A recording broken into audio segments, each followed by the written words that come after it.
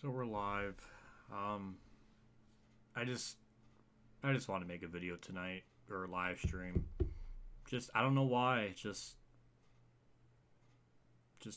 felt like there was a need to do it. No special intro, no anything like that. I don't think this is that type of stream. I think we'll have the normal outro and stuff like usual when we get to that point.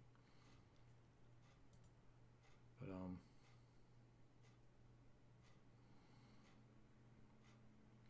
yeah. So we're here. I wanted to do this today. I'm gonna only a half hour left in the day, but I'm gonna get that in here at the last second here.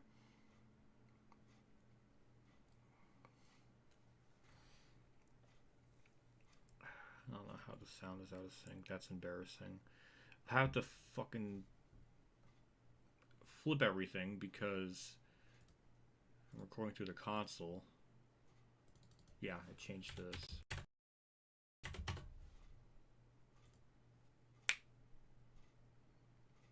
That should fix it.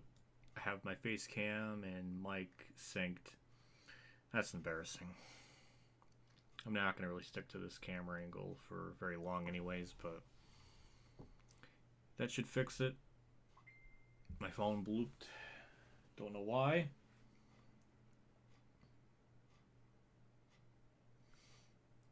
Okay. So, yeah, we'll talk a lot in this race just to get things off my mind, just to vent in a not vent in a just to discuss things. I think just helps. So, obviously yeah, okay. Yeah, for whatever reason, yeah, I had to resync everything last night. Actually, I might as well get to this.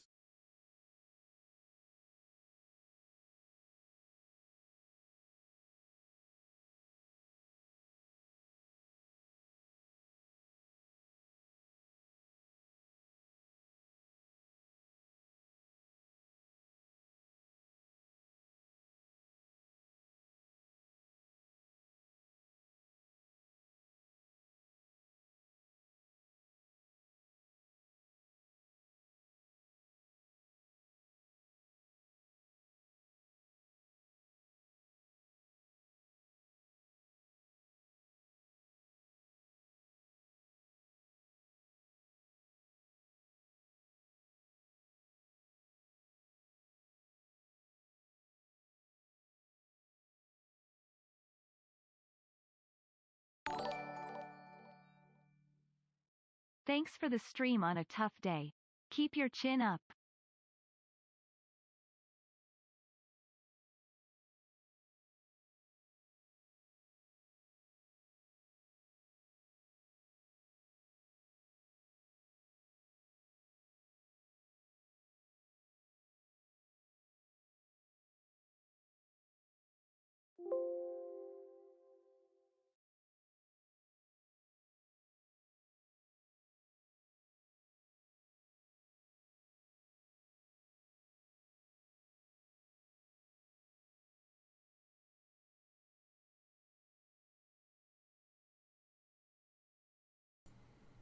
Hello? I don't know why on earth it didn't connect my audio. That it's off fucking sync again. Jesus Christ. Well, couldn't start off this night on a more horrible note with nothing going right. So that should be fixed. Well, thank you, Blake, for the 20. I was trying to say that. I don't know why on earth it didn't come up. I mean, it came up, but I couldn't. Man. This is like what I was dealing with last night, trying to get everything situated, because I don't really record through Streamlabs OBS through my, like, the console stuff. I usually have it set. I don't even... When was the last time I did a live stream through a game console? God, since Phoenix in, like, November? It's been a while, and even then I think I did on Streamlabs OBS, so... Sorry about that. Yeah, so I think all that's good. Everything is, I think, alright. Okay, they can all hear me, so that's good. Yeah, sorry about that. I don't know what the hell.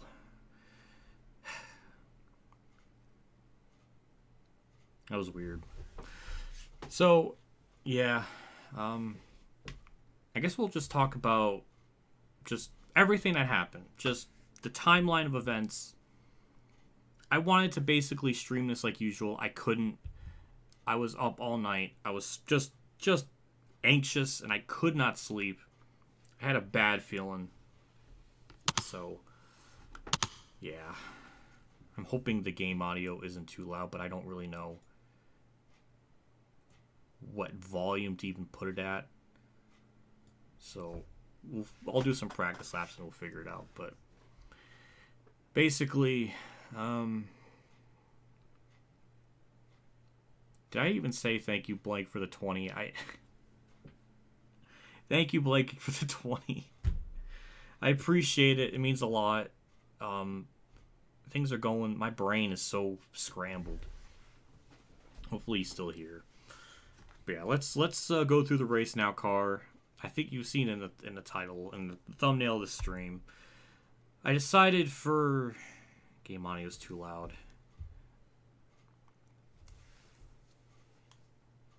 Well, I lowered it now. There should be better. So, as you saw in the thumbnail, I made a car. I really had not a whole lot of ideas to go on, but I was like, okay, what are things my grandma likes? It's like, well, I know she really likes pretzels, but there's no pretzel-themed car. I mean, I'm not driving as Austin Dillon. I think Austin Dillon has some kind of pretzel car. I don't even know.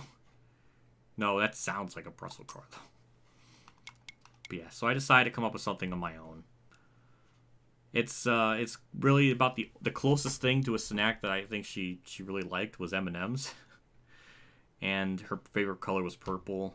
I think it might have been a lighter purple. I'm not really sure. But I decided we'll just throw this together. And I guess we'll go with that. So I'm no paint designer by any means, so it's terrible. But I figured, well, this is the best I can do. And like the number 87 is kind of how her font is when she used with her handwriting. So I was like, that's close enough. So I think it's not. I think it's decent enough. Got the M&M people on the back. It's cute. So that's the kind of car we're gonna go with. Better. Okay, yeah. So yeah, I lower the game audio like negative 16 decibels. So, thank you, Dalton, for the kind words. Same with young Jordan. I appreciate it. So, I guess we'll just kind of go with that car. Go with Atlanta. 400 miles. Because that's what they did in real life. That's what I was going to do originally. I was trying to get all this stuff situated last night.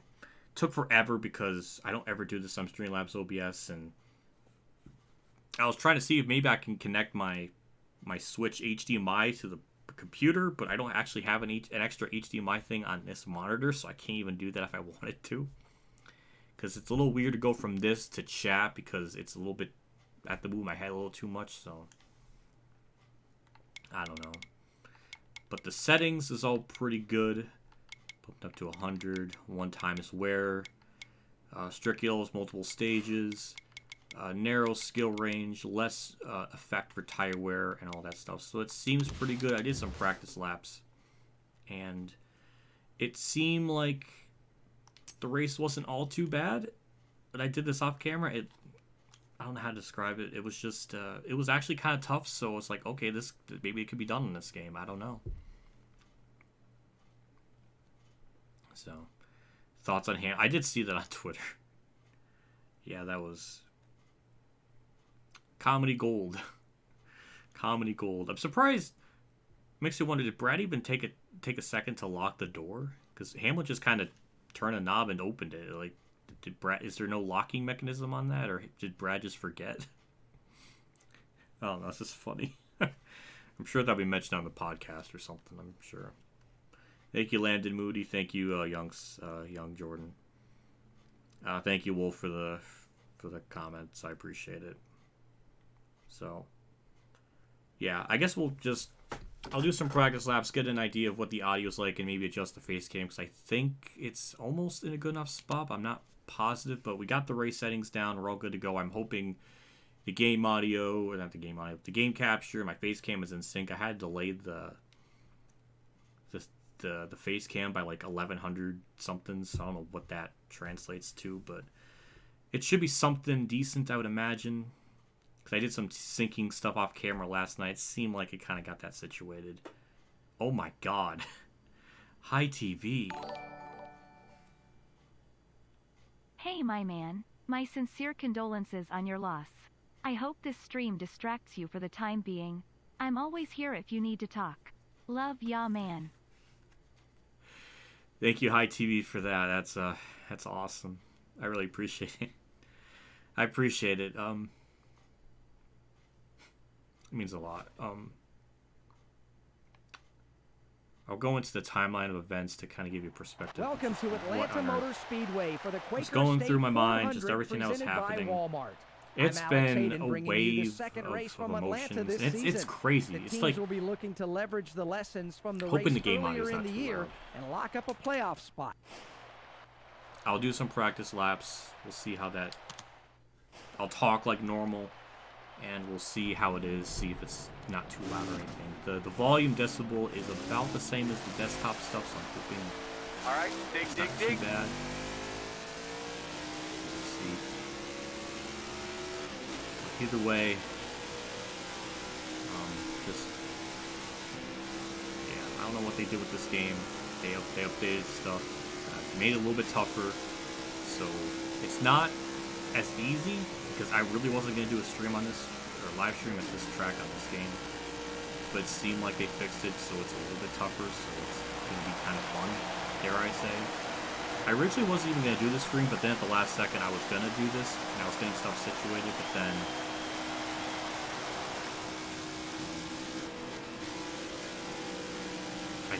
last second I was going to, I originally made a community post saying I'm not going to do this stream. Then a couple hours later, I was thinking, let's just hop on Rivals, see if that works. And I was starting to think, okay, that could be something we can do.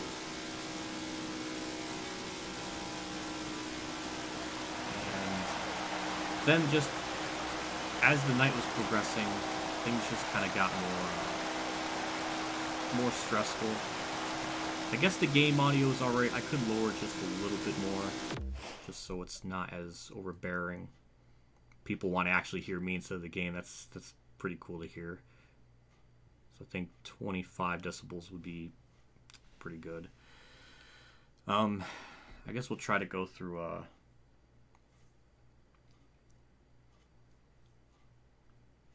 we love you in the Moose community. Thank you, Cameron Francis. That's appreciated. That's awesome to hear. So we'll try to go through the timeline of events. So it was around, so my parents said around 7 o'clock that they were going down to my mom's or my grandma's place. All I heard was she wasn't feeling well. I send my heart out to you guys and your family. I'm sure that your grandmother lived a fruitful life and left this world with no regrets. I pray that you enjoy this race. Doing what you love with a heavy heart is tough, but doable. Fuck. That got me. Ah, shit, that got me. Fuck. Ah, damn it. Thank you, Jesus, for that. That's... man, that's insane. Thank you so much. I appreciate that a lot. Holy Christ. Literally. Thank you.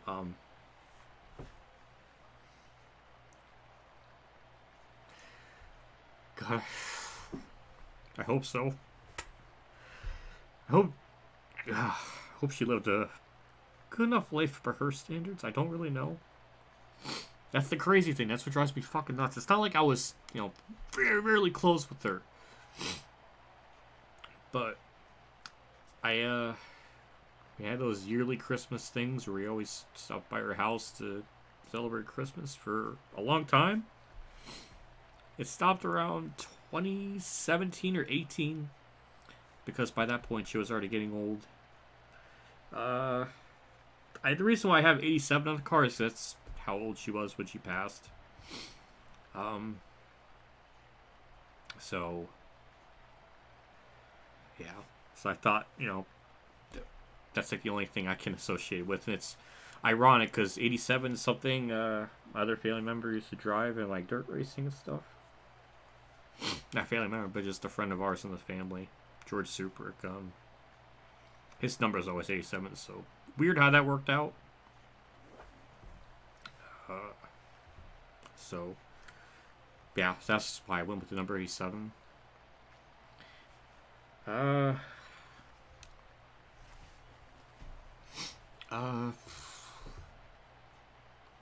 I appreciate that. It means a lot. Especially during this time. And it's crazy. It drives me... It makes me... almost pisses me off. I get so emotional. Because, like, it's not like I was super extremely close with her. But I'm just remembering all those times, Christmas time. And she had a lot of my mom's sense of humor. Since chat loves my mom so much, you would probably love my grandma a lot, too. Because she had that same sense of humor. Same... Just so alike in a way. So... guess that puts it into perspective. So, yeah, it's just, when it comes in waves, sometimes it's just like, I'm fine. And then it's just like, boom, it hits you. Just like a rock. I don't know. And then it just kind of comes in. It's just like, damn, it just hits you, you know? And like, I just worried about mom, because it's her mom. So what I did tonight, because I knew, well, I guess to put a timeline into things, so,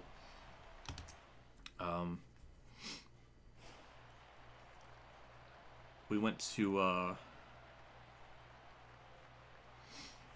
around 7 p.m., my mom messaged me saying, they're going down to my grandma's house, because all I was told is that she wasn't feeling well. I didn't know about the scope, scale, or size. I'm just like, okay. Maybe I should have went down. Maybe it was better I didn't, because it seemed like just all that went on that night would have been really hard on me. I don't know, but so yeah, it was just they went down there around 7, and they were gone for a long time. And usually with how Dad is, usually he stays up for quite a while. Like he doesn't usually stay up that late. Like 7 o'clock's like just about his bedtime. So by the time it's like midnight, I'm just thinking like, okay, something. This is weird. They're not usually out this long. Something must be going on. 1 a.m. goes by, 2 a.m. goes by, 3 a.m. goes by, 4 a.m. goes by, 5 a.m. goes by, and it's like nothing. I'm just like, what is going on? And I just got this bad feeling like something's really wrong. So, my stupid self didn't think, hey, I did try to text mom, but nothing come out. Nothing came. I didn't get anything back. So I was just like, I feel weird calling because, to my knowledge, they're still at the house. I feel weird calling and having the phone wake anyone up if there's something really going on. So I drove to her apartment. There was no cars there, so I just kind of confirmed my suspicion, like, okay, they have to be at some hospital. So I drove back home, and this is around like 5:30 in the morning. Still haven't slept. I could not sleep. I just had this bad feeling. I wanted to know what was going on. So I stayed up. And so I'm just thinking to myself, like, I can't stream this at, like, my normal time, because I don't know what's going on. I don't have enough sleep. I'm too fucking tired. Then they came back home around 7:30. I guess we'll get into the race, so at least we have something. I don't want to be, like, rambling on too long, but at least... So, we'll go from there. Thinking of you less than 3. Thank you, KG, for the 777. I appreciate it. That's pretty cool. I didn't expect that. I didn't expect that one either. For the next 8 hours. This should really pass the time. Thank you for all you do, and good luck. Wish you a pleasant coping with her passing. Heart. Thank you, Albert Einstein, 1424 for the $2.01 there. Tipping me that, like, he went above and beyond with that. Jeez. Thank you, KG and Albert. I appreciate it. It means a lot during all this time. I'll get into the race and then I'll talk into so it's not just me rambling. So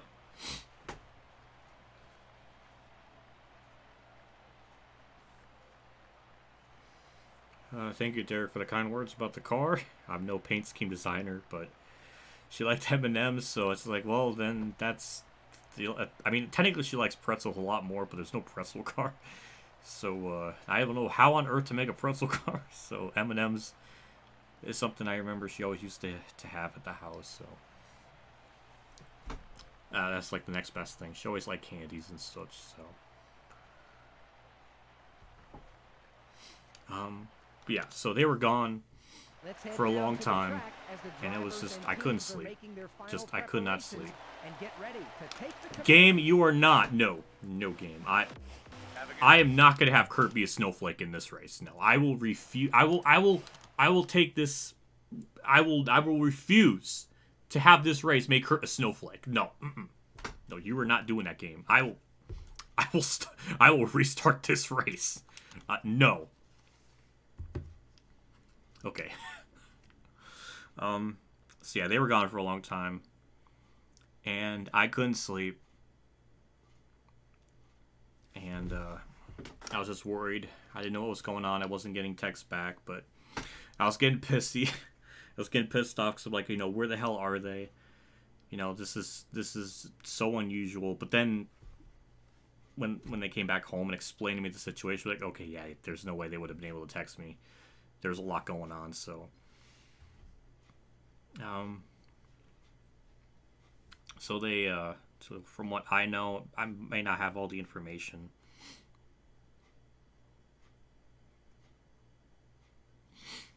but to my knowledge, basically, by the time they got there, my mom's sister already called the ambulance.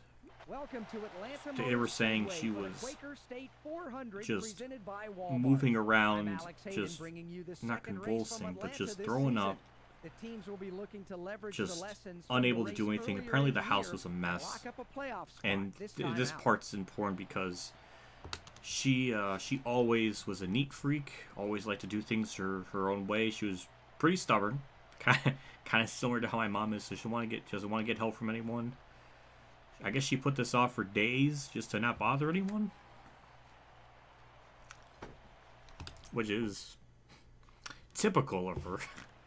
Very typical of her to be stubborn and not call anyone down there for help. But I guess eventually it got to the point where they were worried, because earlier this month she went to the hospital for something. I don't know what exactly, but basically it wasn't really good before, and that's a whole other rant, because the hospital basically let her, they released her when she still wasn't feeling 100% better, because by the time they took her back to the house, she threw up. So that's a whole other rant, that they released her before she was even fully better. It's almost like as if they just wanted to get her out of there. And that's in this area, there used to be 3 hospitals.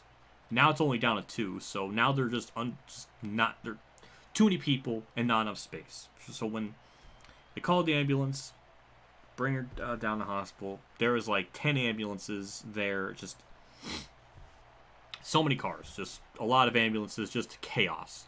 There's people out in the waiting rooms. Apparently one lady was pregnant, that was just out in the waiting room for 8 hours. A bunch of other stuff. Obviously a hospital, never a fun thing to go to. Just a lot of stuff. So they were, and Grandma's in such a state where she basically didn't even know where she was. That's kind of the hard part. She was so delirious. She's in and out of passing out. And what was going on is she was in so much back pain. But then, like I said in the video, she had ammonia, she had COVID, and she had sepsis all at the same time. COVID alone, at someone that's 87 years old, that's going to be pretty tough to deal with. Then with sepsis, then with ammonia, just so much on the body of someone at that age. It was really and then she was just passing in and out so much. I guess they had IVs and stuff on her, and they were trying. Kurt failed tech. Actually, that's better than being a snowflake. I'll take that. So yeah, just a whole bunch of stuff. I mean, it was really bad. And yeah, so it just too much on the body. I mean, they were down there all night. She was passing in and out, and she almost, it was like as if she didn't even know where she was a lot, because she had like IVs on her, and she's trying to like use her other like hand or arm to like get this stuff out, and they have to keep holding her down, and just it was just really brutal, and it's just I guess really tough to see someone like that to just be in that type of state. So it just permeated, and I guess it was just by 10:30, 10:50, she passed away, and basically her blood pressure kept just dropping, and her heart just stopped. And with all those types of symptoms, plus a back problem, and just so much other just ailments, it just was just too much on the body. Got one roll on your inside now. That was it. And I guess this happened really at this point in time. I think all of us were asleep because we're just all really tired. So it's not like they were down there at the time when all of that happened. So You're all clear up top. I'm hoping, because Grandma always used to say if she wanted to go out, she wanted to either, I guess, go out peacefully and not have it be a big, she didn't want to be in pain. So it seemed like at the last minute they gave her stuff to ease the pain, and then I guess her body just gave out, which, Still there. and to put into perspective too, this isn't like she was a fucking warrior. Hold your line here. Got one up In top. her 40s, she had open heart surgery, and this open heart surgery was so risky, and it was basically that after this open heart surgery, she was only supposed to live another like 5 years. That son of a gun lasted almost another 50 fucking years. I proved them wrong with that open heart surgery, so she was literally just a walking miracle. She was able to even live that much longer beyond an open heart surgery like that, and just an insane testament to her Got one on the outside. durability, which is absolutely insane. Car there on the outside. So that's why I'm trying to look at the positives, just like, she powered through, been in pain for so long, and the crazy thing is too, I mean, most recent time I saw her was around December or January when we moved her into the new apartment, and pretty much this old apartment that she was in before, she's been in there since, goddamn, 1986 maybe, 1985, Got one high and now. the previous owner passed away. They were old too, just like her, about the same age. And new people got the place, treated it like shit. Apparently they're Satan worshippers, which I don't care about religion, but yeah, so they're like devil worshippers or something. All clear. But then they're just having like parties, and people are skinny dipping and making a whole lot of noise, and obviously she's next door listening to all this and trashing the place. The Still place there. was in such a Outside. wreck, such a pigsty. She eventually just didn't want to deal with living there anymore and moved somewhere else. This is like maybe 3 or 4 months ago. And Car outside. Hold your line. I guess at first it was hard for her to want to leave because she's lived there for a third of her life, just about 40 years maybe, 35 something years. So it was kind of hard for her to leave. But the way the place was, it wasn't the same anymore, and the people that were there Outside. basically treated her like shit. They kept upping her rent more and more, which, why the fuck would you do that to someone that's lived there for so many years? And it was just gross. The people that lived next to her were basically just pieces of shit. Got one They looking kept up top. like, the rent was originally like $400 a month, then they upped it up $500, then they upped it up $600, $700, $800, and then it just got ridiculous. It's like, what the fuck why would you do that to someone that's 86, 87 years old, and you're upping their fucking rent? Like, what the fuck is wrong with you? Like, that's Car just outside. disgusting. Hold your line. Clear behind you I here. somehow did not wreck from that. Clear low. So, Clear and yeah, behind you. they just wanted to get her out of there, and I guess she just got fed up with it too. Hold And, your line. Got one outside. so then she got moved into this place where just, this was the last place she got a chance to live at. But at least it was a nice home, very quiet, very just nice, you know. At least there's that. At least you got to experience that for a couple Got a months. car coming high now. But yeah, just overall, All clear, nothing out back. just a lot of. She lived a long life. Keep hitting your marks. It's crazy too. It's amazing I get this fucking emotional. It's not even like I was Outside. extremely super duper close. So I want to make that point. But then again, this is the same bitch boy of myself that gets emotional over a NASCAR fucking race in Darlington. So Stay low. no wonder why I can't fucking We'll be out handle back it. here. But you know, I did have those good memories with seeing her at Christmas every year and Easter, and it was really nice. High lane's rolling here. Clear behind She you. always used to do stuff like for Easter. Always would have like an Easter egg hunt in her like house and her apartment or whatever. Would always want to give money to us when we were younger. It was just really cool. She was a cool grandma. Like this one hits pretty fucking hard. I mean, this is my last surviving Car on one, the so outside now. it fucking hurts. It hits really fucking hard because of that. Stay low here. And this grandma, I really like this grandma. Like we had two, one from my dad's side, one from my mom's side. And this was like the cool grandma, the cool grandma one. And I definitely saw a lot more often. Was a lot more just laid back, Hold your just line kind of here, fun to car be inside. around. Just Clear had a down very low. fun personality. A lot like my mom's, which since Chat liked my mom so much, probably Chat would love my grandma. But, yeah, it just hit pretty fucking hard. And the timing Hold of your it, line. All I don't think clear, there's any nothing good out back. time for something like Car that. high here. Careful. All the way to But the it wall. just, Car there sucks. on the And outside. don't know Clear how back. the whole funeral thing's gonna go on. I don't really have an idea.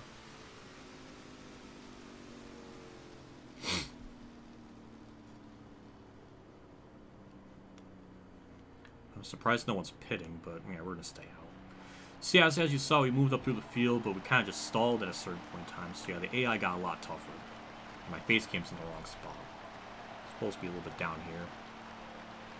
Somewhere where the face cam doesn't block out the track or something.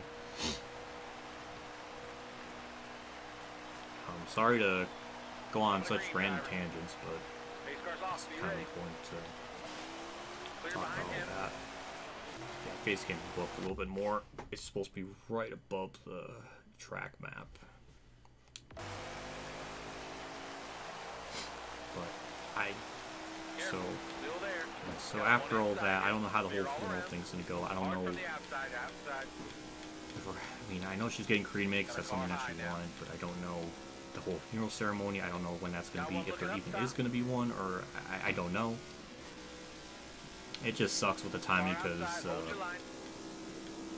this week we have taxes, Hold your line. Got or one next, outside. actually, well, this week I guess we have taxes to get done, and I think mine's on Coming Thursday, hard up top. Outside.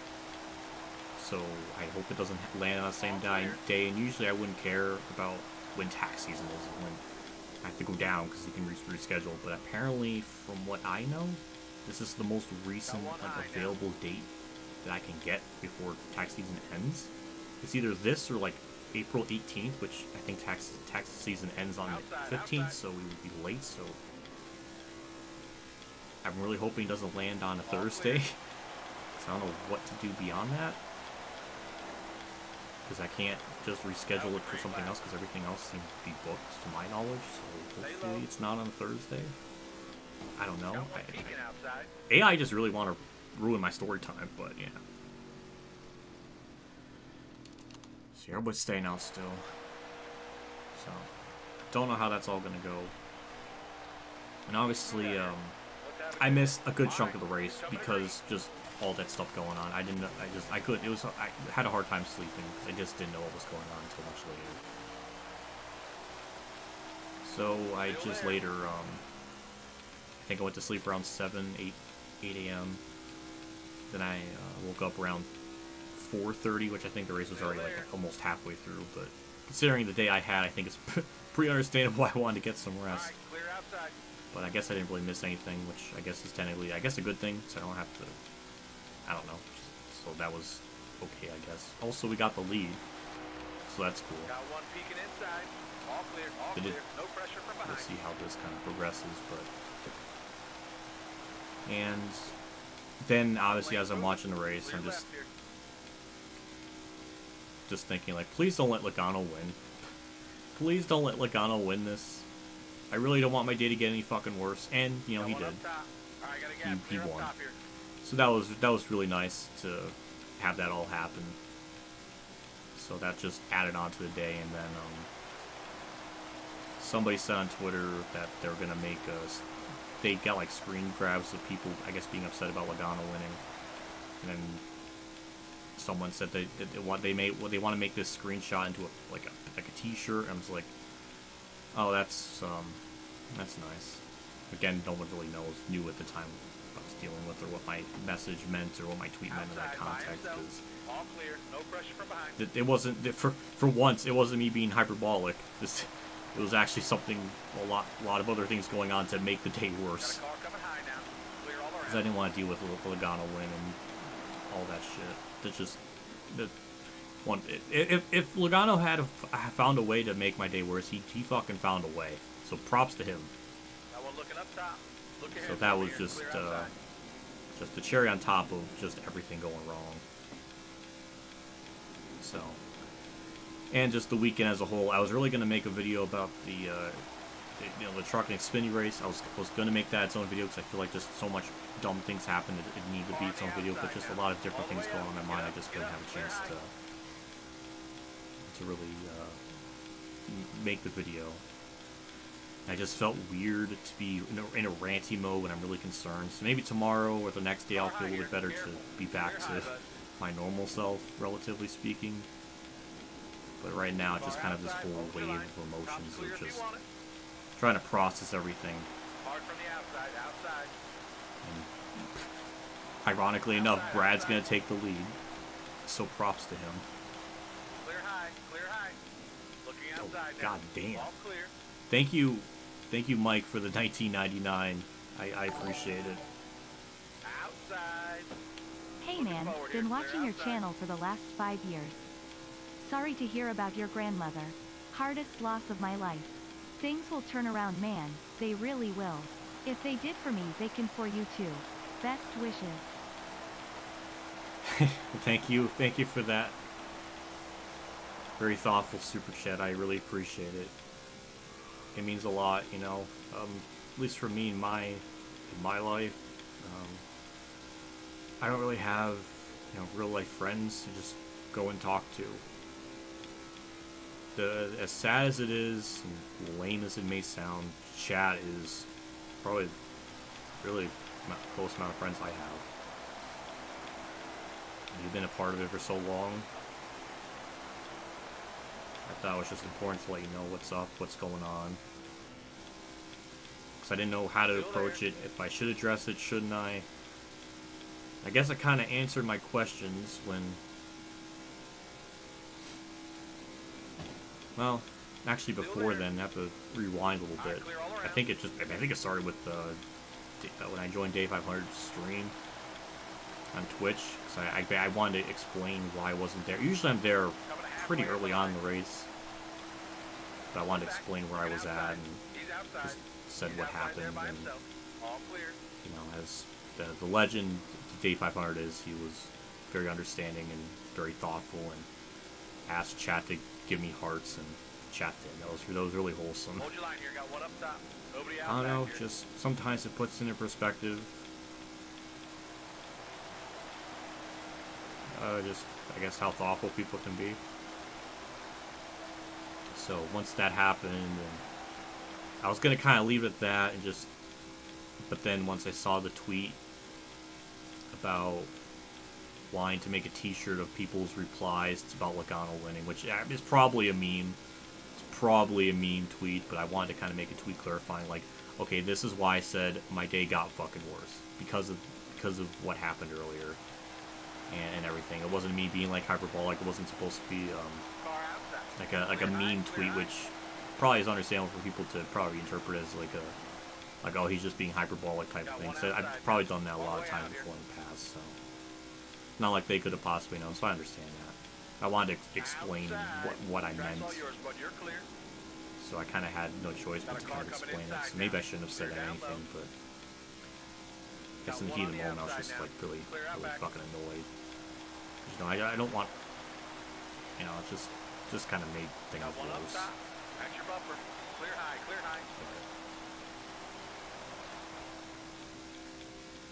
Yeah, so it's just,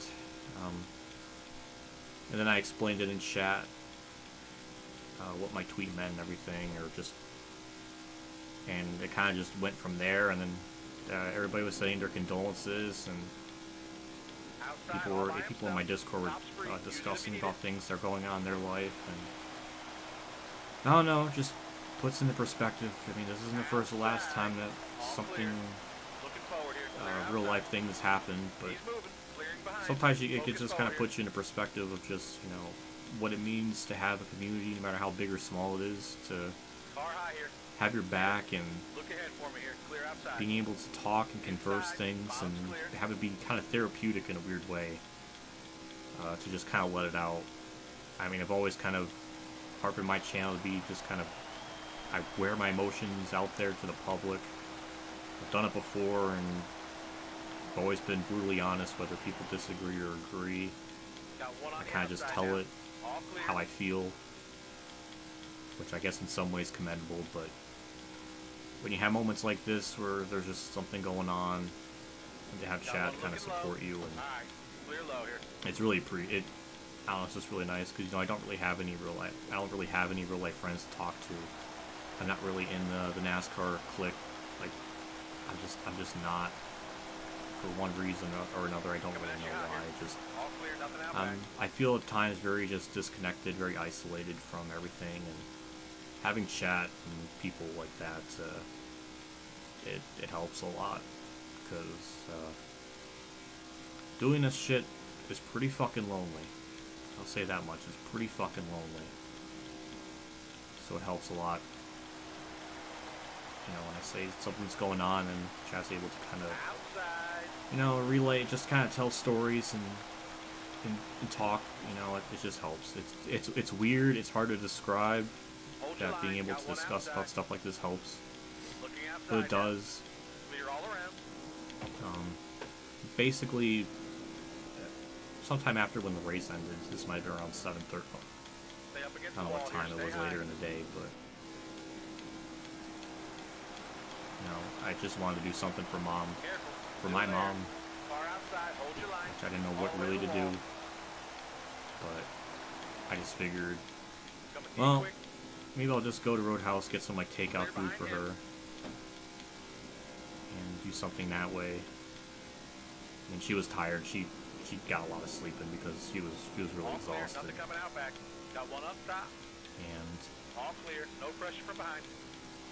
yeah, so I just, you know, she was sleeping. I actually wasn't even awake her. I was just gonna head out, and Dad was asking me how I was feeling and everything, and kind of want to talk about it, which is cool. Me and Dad don't usually ever have those type of moments, or so it was appreciated in that moment to ask me if I was alright. And so I just let him know where I was gonna go and head out and do, and I was just gonna let her sleep, and then, you know, when I got back home, I would bring her, you know, she'd have the food there ready to eat for dinner or whatever. And I think before I left, or just as I'm finishing up my sentence, she ends up waking up, so I tell her where I'm gonna go and everything. I can only imagine she's taking it pretty hard, because she did not really seem to want to talk about it. I was afraid to even bring it up, because she told me this in a Facebook message, so I didn't want to press anything. But I think she kind of had an idea of what I already saw the message and wanted to do something for her, so. Went to Roadhouse, got her Dallas filet. So I know originally it was going to be a New York strip, not New York strip. It was going to be half a rack of ribs, but then they ran out of ribs. So I was like, okay, well, go with the 8-ounce Dallas filet because she likes that. It's like, oh, we don't have that, but we have the 6-ounce. Like, all right, we'll go with that. So, you know, I went out, I got Mom dinner, just to do something nice for her. She really seemed to appreciate it, which was nice. I guess because since I was there, I couldn't help but get something myself, so I did. So it was just nice. I mean, obviously she didn't want to go out and eat anywhere. She would not be in any type of mood to want to do that, which is understandable naturally. But at least I can do that. It just feels nice to help someone. I guess it's just kind of how I've always been. Where I just kind of, even if I'm feeling like shit, I still want to help people or try to do something nice. Which don't understand how I operate.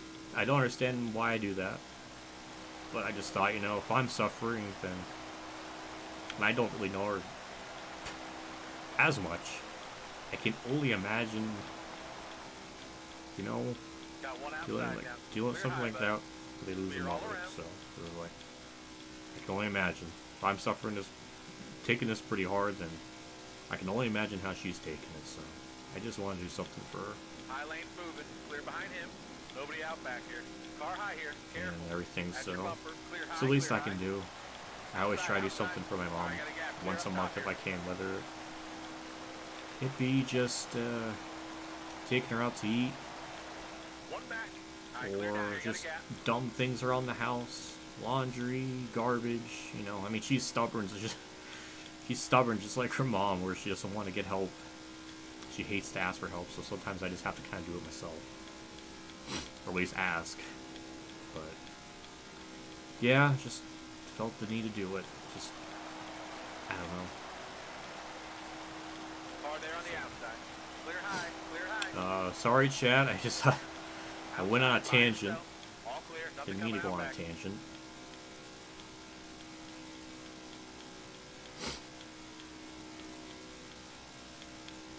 It's from summer of 2022. I think that tweet was recently, though. I think it was posted today.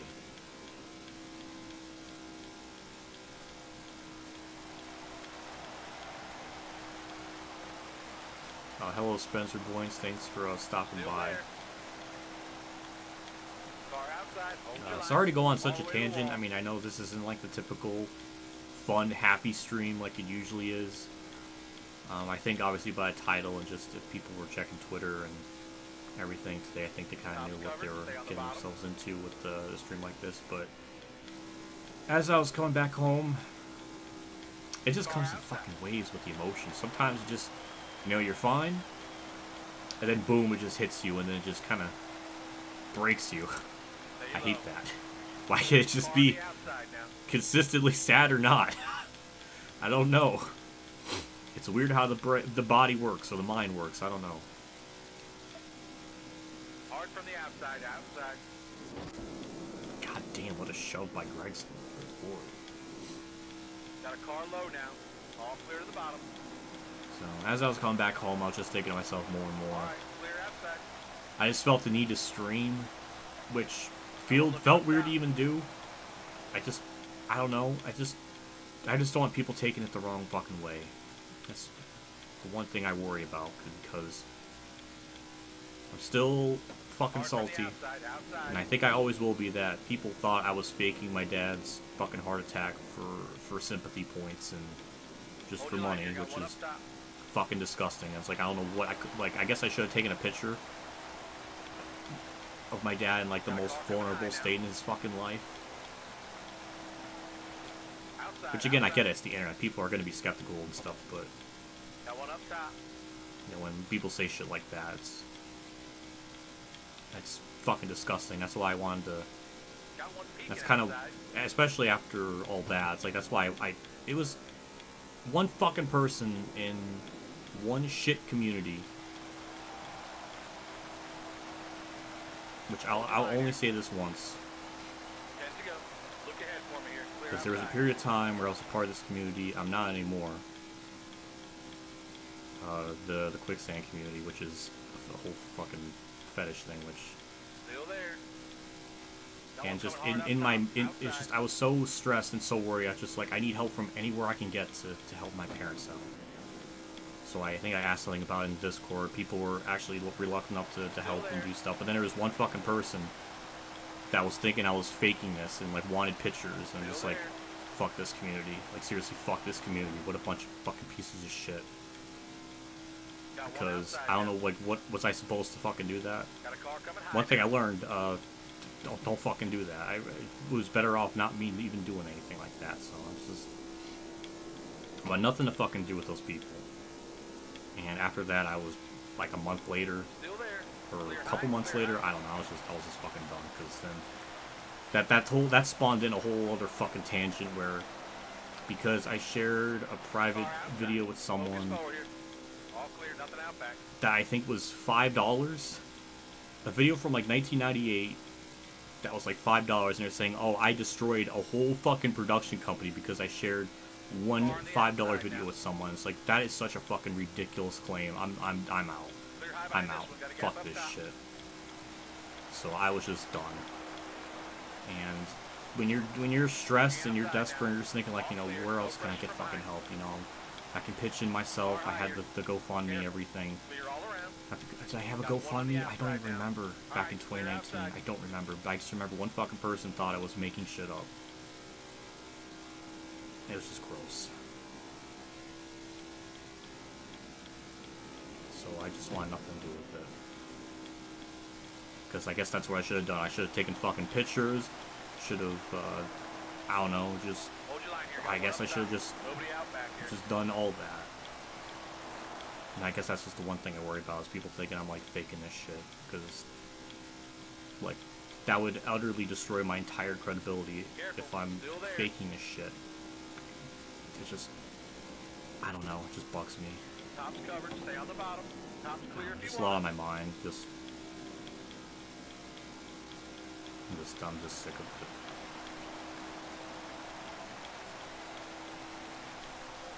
Five more laps. It's the last lap of the. No, it's not. No, I mean, I speak about the race. I mean, it did take us a little bit to get up to the front, but we've held on pretty well.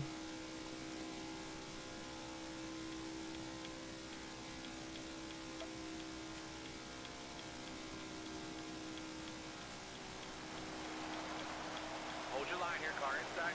Looking forward here, clear outside. And that's another thing too. I didn't know what the. That stage is all yours. Straight Oh, down. that's a yellow. Okay. All right. Well, that ends that stage.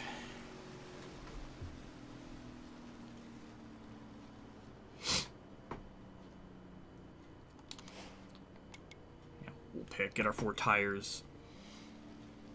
But the waves of emotion. You organized a fundraiser not long ago. Throughout the day. Damn, that's fucking terrible. I'm sorry to hear that.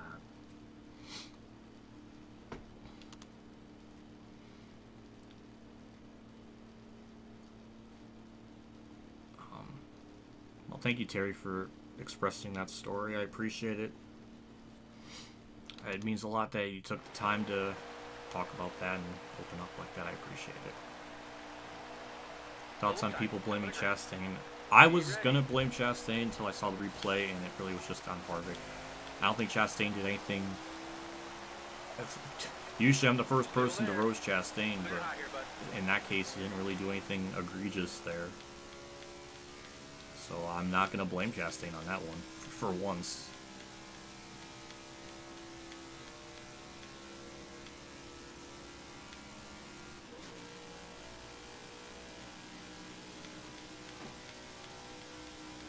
So if I were to do this race at the normal time, then apparently the game is going to be weirdly accurate. Of all tracks and all times to be accurate, it's predicting Logano to be up the front.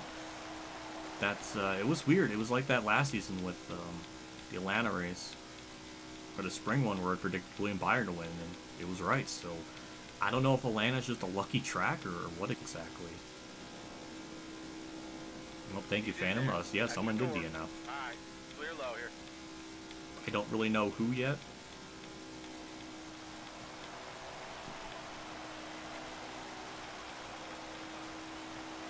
We got through that stage pretty quickly, especially with the AI yellows. I don't know what's really happening with them. Yeah, we're just not kind of like pulling away. They're still kind of keeping up with me, so they're putting up a fight, which is pretty respectable. I don't know who DNF though. Outside by himself.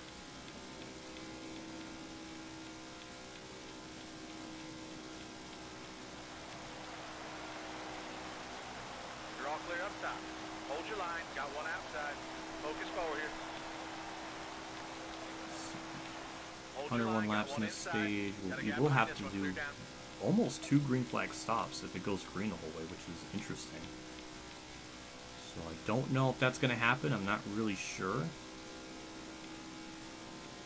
Depends on if we burn more fuel per lap or what. I mean, we are leading this pack, so we should naturally burn more fuel being up at the front. Clear low, bud. Though, then again, who knows if this game is going to be accurate in representing that type of Clear out just back. fuel logic. I don't know. That could have been bad with the wreck there, but it didn't happen. But yeah, as you might have seen, it's weird how this track drives still. It's hard to be stable. It's hard to be riding a consistent line. It's hard. I don't understand it. It's just weird. But they should check up. They still check up in 3 and 4, but not as bad as before. Byron's trying to push me, but not enough. But Stenhouse will get that lap away. Got one up top. You're all clear up top. Got one up top.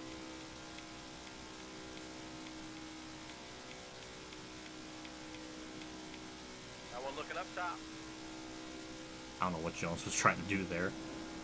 There we go. Thank you, Byron, for the push. They'll give us a bit of a run to keep it on the bottom. They're going to check up, and I think we'll officially have a full car length lead. Beautiful. This track is weirdly hard. It's weirdly hard now.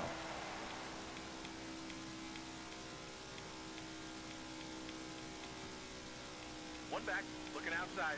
And it's still kind of hard to look at He's Shaq. outside there by himself. Clear all around. But it's worth. Oh, damn, I'm sorry to hear that, Terry. That really All sucks. clear. I'm glad you can understand what I'm feeling. I appreciate that. Car outside. Hold your line. Thank you for the kind words. Same for you in your situation. Inside. Clear I'm out hoping back. all that all goes clear. well. It's scary to. It's not scary. I guess just a lot to take in. So I'm hoping you're dealing with everything all right.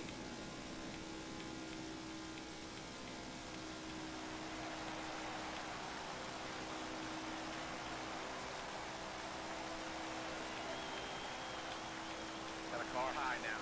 All right, you're clear.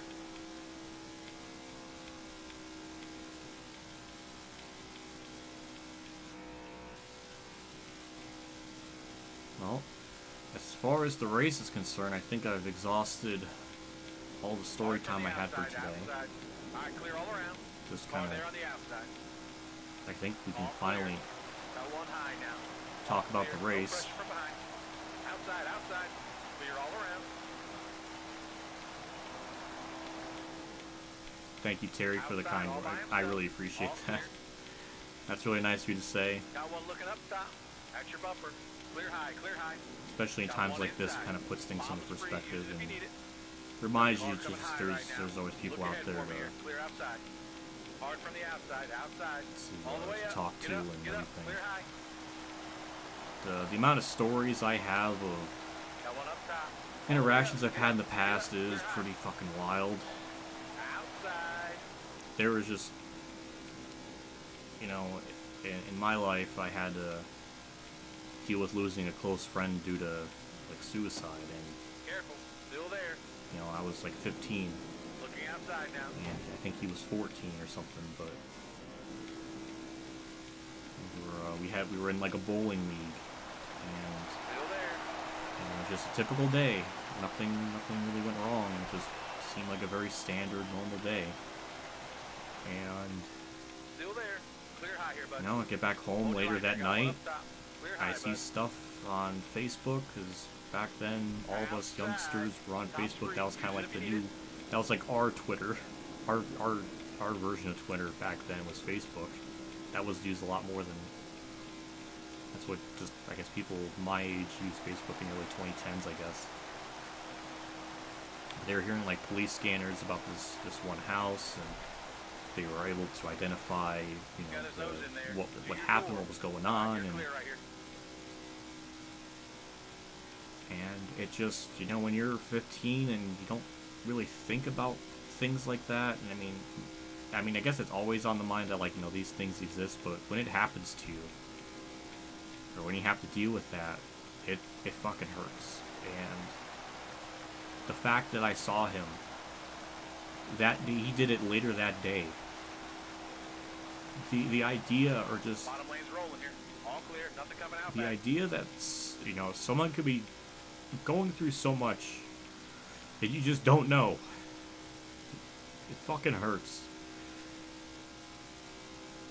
See, that's why, I mean, even before then, I was always, like, well-behaved and generally pretty decent to people, but after something like that, where,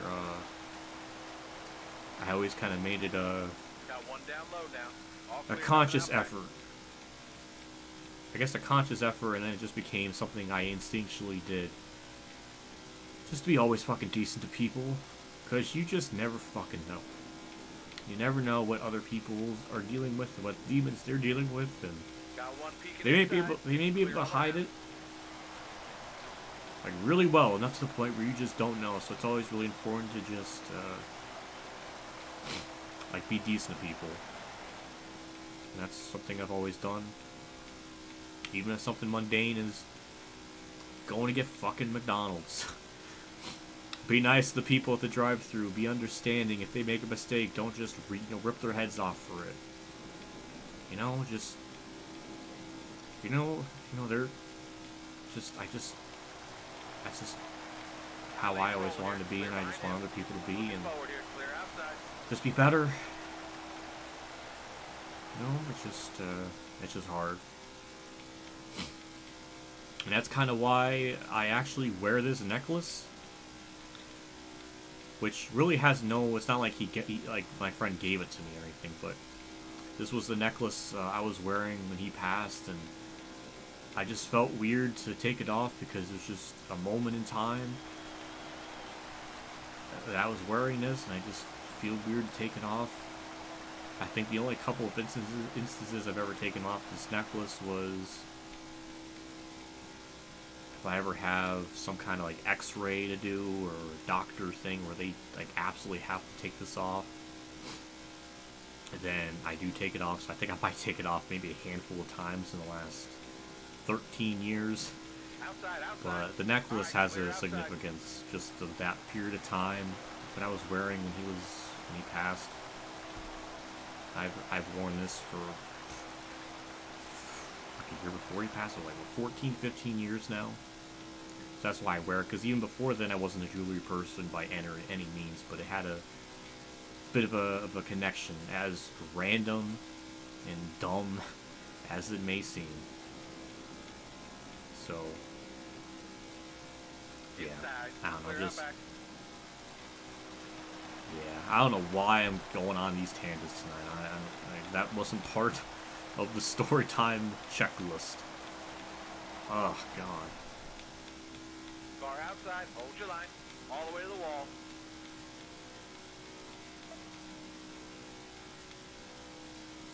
Got a car coming high right now. All right, clear all around. I guess that's a whole other thing about, I guess, just retail workers, fast food workers. Just don't treat them like shit. There's no need for it. Got one on the inside. There's times where they messed up my order. Got one looking up top. I just go through the drive-thru again, say, hey, you messed up the order or something, and they're really apologetic, and I just say, it's okay, it happens. People mess up.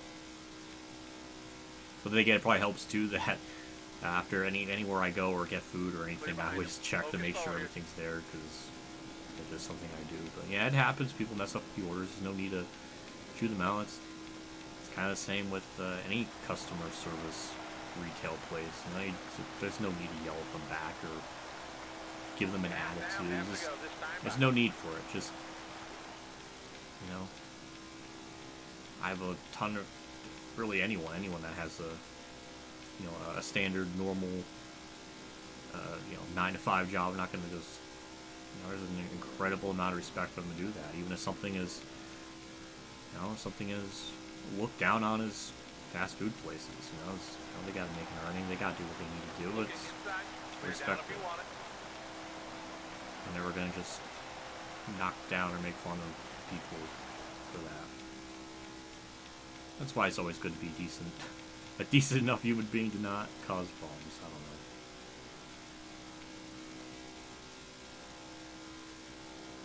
know. Well, I might have to start causing some fucking hell. I might have to start causing some problems about Lionel. That Kurt car is still not here. I've been waiting a month. Where is it? It's lost. It's almost been a month.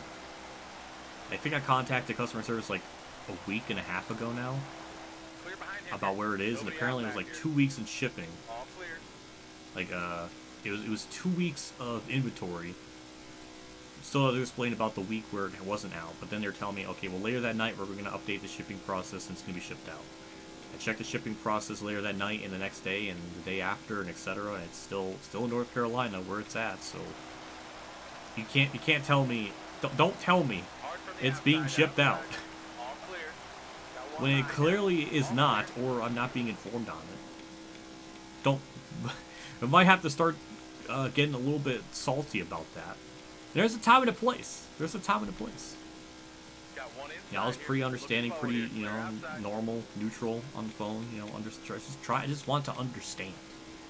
I got the understanding part, but don't tell me it's going to be shipped out when it's not, or the shipping label. Don't tell me the shipping label is going to be updated, or the shipping process, and then it's not.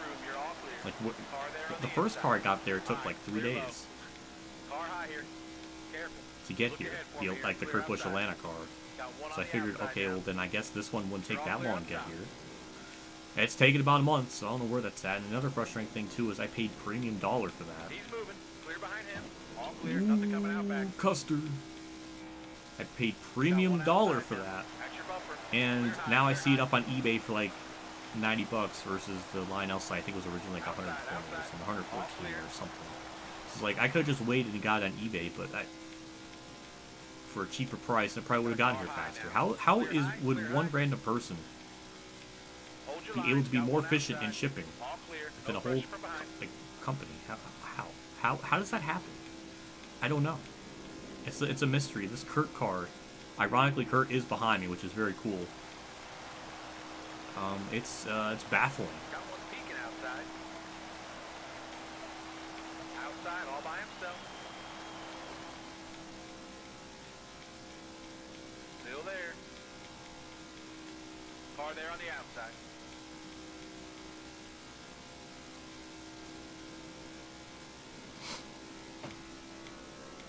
Car outside. Top's clear if you want it. You've got room. You're all clear. Got a car coming high now. Still waiting on a Chase Ellie Atlanta win. Well, I guess the different thing is, well, actually, I don't know the order history of the Chase Ellie car. I know with Kurt's, I think I pre-ordered it when it first happened. It took about a year, but I think that's just kind of how it normally goes with Racing diecast. I don't know. I mean, the Kurt Atlanta one it took a while. That was because it was in pre-order, and then when it finally got shipped out. No, wait, no, it was not pre-order. No, because I got it, and then 3 days later it was here. So it wasn't a pre-order thing. So I must have got it after the fact. I don't remember. Nobody out back here. It might have been a year after they became unpre-ordered. I don't know. But either way, that's still a long frickin' time. That's crazy.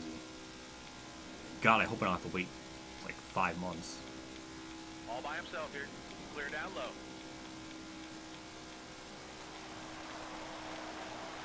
The car looks like a basketball car.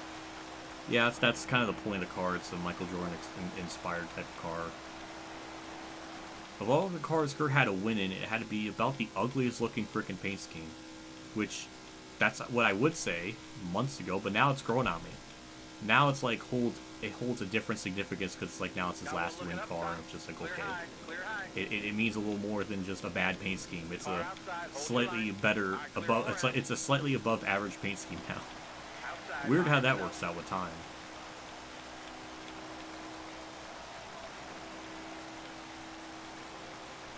Careful, still there.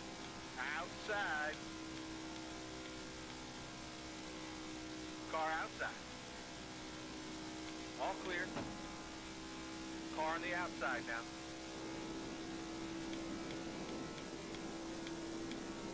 on the bottom right here.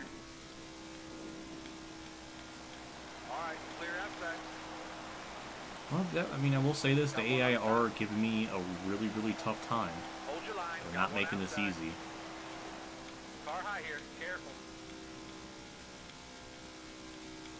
Chase Elliott's going to go up high to try to push Dylan. Byron's going to give me a push, I would imagine. Stay on the bottom. Car high here. I mean, Careful. no, okay, there he goes. Okay, big props to him. Got one coming hard up. Massive run through the corner. Still can't get to Dylan. The crazy thing is in Heat 5, when I did this race last season at this track, Still there. I didn't win. It was William Byron, so even I failed to win here.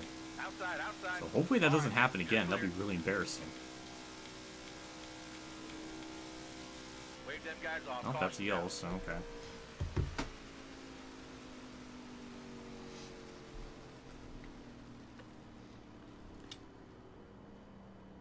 Thank you, Sponge, for the nice words. I appreciate it. Thank you for that. Thank you, everybody in chat, being able to talk about stuff. It means a lot. I didn't. It's I appreciate it.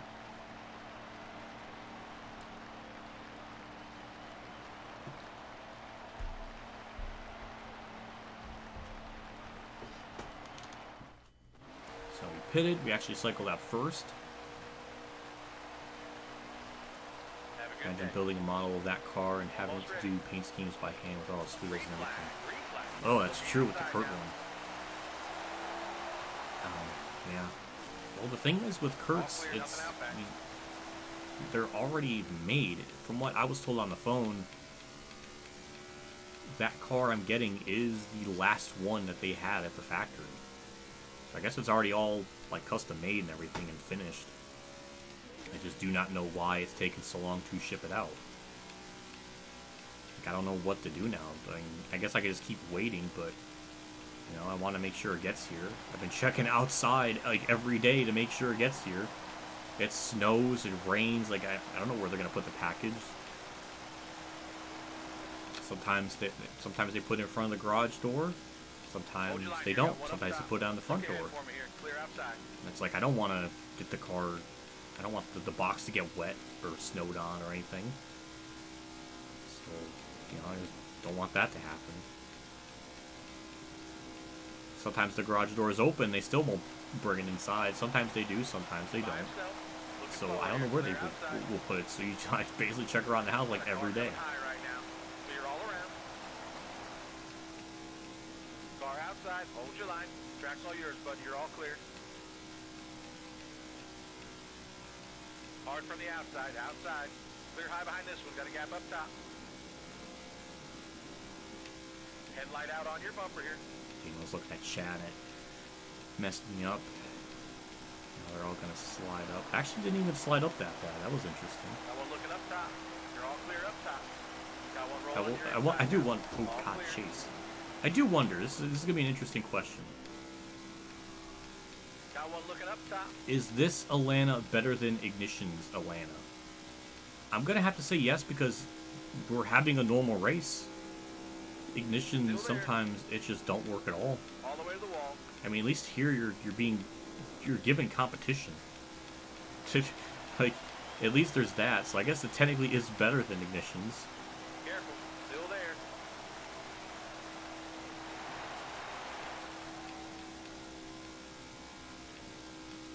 Got one on the outside now. All the way out here. I feel like Kurt will be an SRX. I mean, it's possible, but with that head injury and he's still not comfortable enough racing after all this time. I mean, if he wants to run SRX, he needs to be feeling good enough to want to do it. That whole thing is so sad. Got one high now. That whole interview is fucking sad. Dude. Outside. God, it gets me fucking emotional. I'm tired of getting emotional. But it's my fault because I keep bringing it. Keep bringing it like shit up. Hard from the outside. We had that press conference of him Car there on the outside. getting choked up and getting emotional. Got one up top. I guess it still puts into perspective how badly he wants to race still, which which is sad, and the fact he couldn't really end out his career in the way he wanted to. And there was an interview that came out that 2023 was going to be his last season anyways, so I mean, his career is just about all but done. I mean, he had another year and a half left. I mean, still, he had one hell of a career, and just what he was able to do with so many different teams, and just the arc that he went through as a person, and a character, I guess. Legendary stuff. I mean, it really could be stuff out of a movie. Like, it is... I mean, it's about... If you want to put it into comparison, he's like... His character arc is equivalent to Zuko from Avatar Last Airbender. Started off as a villain, became a hero, went through all these arcs and trials and tribulations. And it's like that level of character arc. It's pretty... It's something like that. I don't know.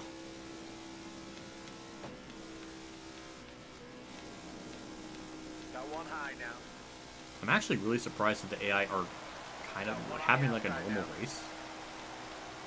I really should have done this. Well, I was pretty close to doing this race, but I had to spend so much time last night trying to...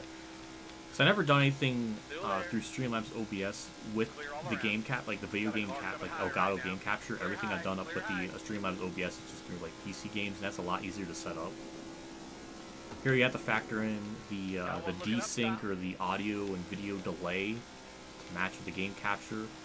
And on the regular OBS, I mainly just adjusted the game capture. Here, it's a bit different. I actually have to like delay my face cam and like microphone audio 1100 decibels or milliseconds or something, so it syncs up with the game capture. It's weird how that kind of works versus the normal like OBS. So I was fiddling with that, trying to get that situated. So I spent a couple of hours of that, last night trying to get that all situated. Even then, when I started up the stream, I still messed something up, so I still didn't have it like completely all situated.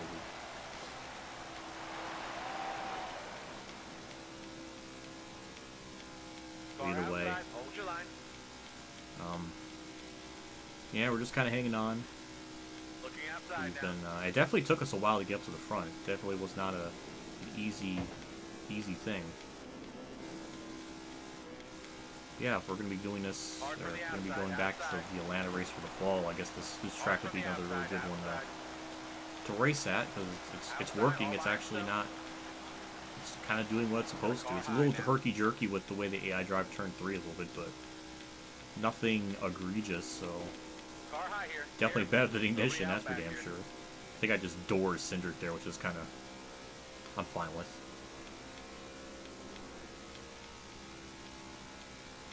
Yeah, it's all going to come down to luck with the timing of all this, how this is all going to play out at the end of the race. That's a whole other thing, too. Like, how is that going to play out?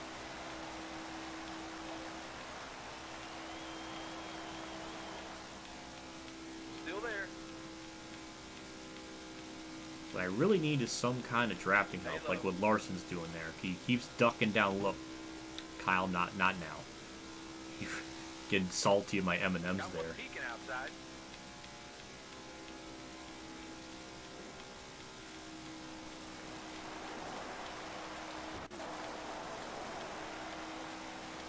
That's another thing that's weird. Why do they do that on the front straightaway? That was an amazing save, Kyle. I'm very impressed by that. Holy shit.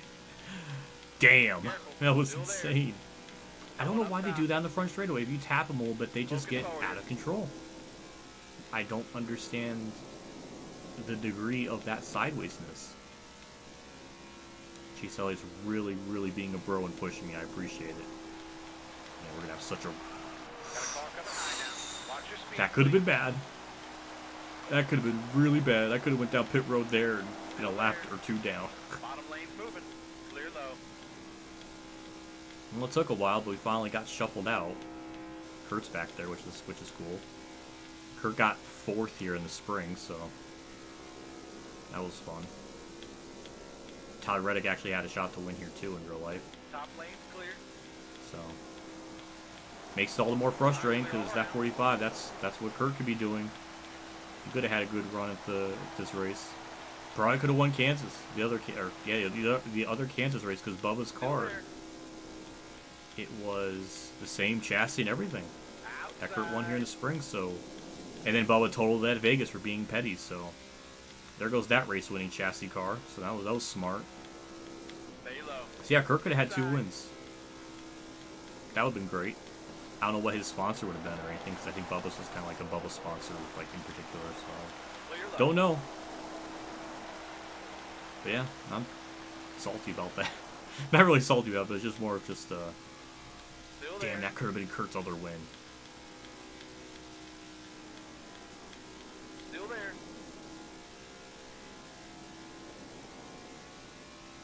Thank you, McDowell, for Stay the low. push. Hold your line. Yeah, Got one on the outside. apron, I don't want to be doing that. Brad Keselowski's leading just like in real life. Oh, that's cute.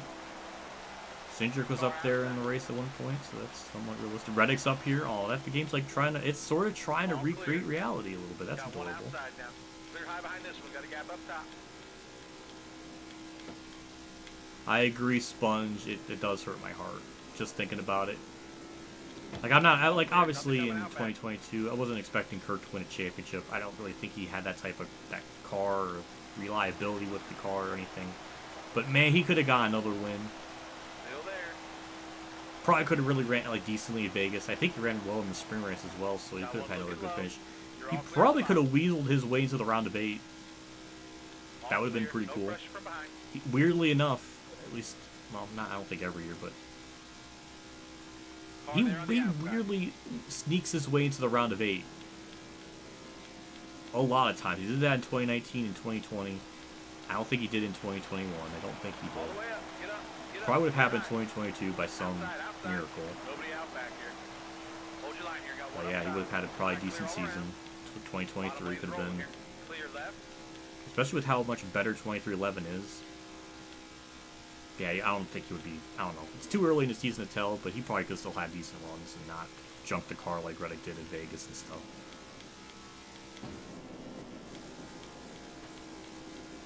But you gotta think too, since Kurt's still pretty heavily involved with 2311, he's still there at the track and everything. Like he's still Clear outside. heavily involved. Like that organization is gonna keep getting better with him around. I don't know what it is or what type of knowledge he has, Stay low.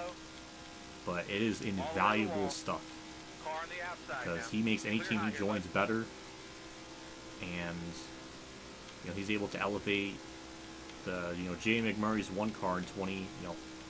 He was able to elevate Jamie McMurray's number 1 car into being able to win once a year, getting almost close to 20 top 10s and playoff runs and everything. He was able to do way more than what McMurray was able to do in Clear that car. behind him here.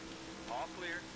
And you see, even after Kurt left at Stuart Haas, there's no one really been close enough to Kurt's level in the 41 car. You had Cole Custer, which didn't do anything. Ryan Preece hasn't shown really anything yet, except for the Coliseum race. And Stuart Haas in general has just been in shambles. I mean, once Harvick leaves, I mean, they're going to be running. That's scary. Low's The clear. most experienced person there Look ahead for me is here. Clear gonna outside. be Briscoe, which is really sad. You're not gonna have that. And I guess that really kind of shows. I was really close to making a video about this, about talking about how Kevin Harvick should be a lot more appreciated than he should. Like he should be more appreciated than what he is. A driver Hold with, your line. Got one I mean, outside. massive, Looking forward here. monumental Clear outside. stats, 60 plus wins, Headlight 15,000 on your laps bumper. led. All clear. Really should have been about 4-time Outside by champion himself. if it was a Got your full season bumper. format. Clear Definitely high, was a clear lot high. more impressive and should have a lot more accolades and respect. Got one looking up top. Dare I say, All clear. this is an Nothing out back. atomic nuclear Looking take. We're forward. going back to me Got being a one little peeking more outside. on the edge, so to speak. I think he should be a little more respect than Jimmy Johnson. Car high here. Careful. I know, it's a bold take. It's an absolutely atomic levels of take. But Jimmy only won 3. I mean, in terms of like full season points standings, he's only won 3 out of his 7 titles. Harvick could have 4. I mean, Jimmy still has the more wins, but Stay on the bottom. think about it. Harvick has, I believe, way more top 10s. I think Jimmy still has more laps led, but Harvick and Jimmy are pretty close. I would probably give Harvick the slight edge, just because what he was able to do, like full season wise. That's, I feel like, a more of an accurate way to Hold your line determine here. Got one up top. stuff now, not going by this format, where we can have someone like Austin Dillon win because everyone explodes at Daytona and it boots Truex out, who was 4th in points because he didn't have a win. By that logic, you know, poor Ricky Rudd would be screwed. Well, actually, that's the wacky thing. When you start doing things where, like, with points, apparently with, like, the 2014 playoff format, like the original playoff format, Steve Park would have made it to the Final Four. Do you know how, like, asinine that would have been? That makes no sense. He would not be... He was barely a top 10 in point contender, but that's kind of how wild the format can kind of change things. I mean, it made Dale Jr., who was running like top 5 in points all season, but because of how the points in the playoffs kind of like jumble things up and put him outside the top 10. Now, forever in the record books, we're going to look at Dale Jr. as being like, okay, well, I guess he didn't really do that well. Looking at the final standings, but it's like, well, no, he was actually like top 5 in points the whole year. That's pretty good. So there's always going to be an asterisk to not only the people that win championships, but people that just run points. So that's why I kind of think Harvick deserves a lot more praise and respect. To be fair, this is another atomic nuclear take, but Harvick didn't really have a fall off in the way Jimmy did. Harvick, for the entirety of his career, ran really well. Jimmy Johnson really started to fall off midway through 2017 after Pocono. He wasn't really the same caliber driver after that. Harvick never really experienced that drop-off late in his career. Now, Harvick has had years where he hasn't won, you know, 2008 to 2008 and 2009, for example. Like, Harvick's definitely had years where he hasn't won, but in terms of, like, the last 5 or so years of their career, yeah, Harvick hasn't really had that decline, like what Jimmy had. Kurt just fucking yeeted me out the fucking way. What it... Kurt, I love you. Why would you do that? Now we're 3 wide. Ooh, Kurt. Oh, what a save. Oh, that messed up the front of my car. And I forgot to turn. Yeah, I know that's an atomic nuclear take. And again, I want to... I don't even like Harvick, but the stats are the stats. And I do think Harvick is slightly better than Jimmy. Now, is Jimmy bad by any means? No. Because even without the playoffs, just year by year, year by year, he was top 5 in points forever. I mean, unbelievable. From what, 2002 to 2016, always, or 2002 to 2015, I think. He was always top 5 in points. That is like unfathomable levels of greatness. Which I think if we're going about like average point year finishes, like, you know, like full season format stuff, I think Jimmy would probably have him beat in that regard, because Harvick wasn't on that same level. But then again, Harvick was never, you know, for half his career, he was with Childress, which at that time was more like a B+ team. So for Harvick to even do that well is pretty impressive. So that's an interesting topic. Who would be better, Jimmy or Harvick? Still there. Car high here. Careful. That would be a very interesting discussion. Car there on the outside. Because I do think the playoffs kind of watered down and really made Jimmy look like a whole other level caliber driver than I think the stats kind of led on. So still there. I don't know. Sorry, I have not looked at chat in a while. Got one up top. Ow. I just keep going on these tangents. It's weird how I cope with things. It's weird how I go from discussing really traumatic things to then just going on another... It's weird how the mind works. Clear behind him. All clear. Nothing coming out back. That one looking up top. Clear out back. Okay, we can look back. Yeah, the butt and nose damage of the car probably affecting the car a little bit. Yeah, 96%, so that's not good. Got his nose in there. To your door. Who you go for now without Kurt? It's Truex. Got Truex, Eric Jones, Allmendinger. Those are, I think, my top 3.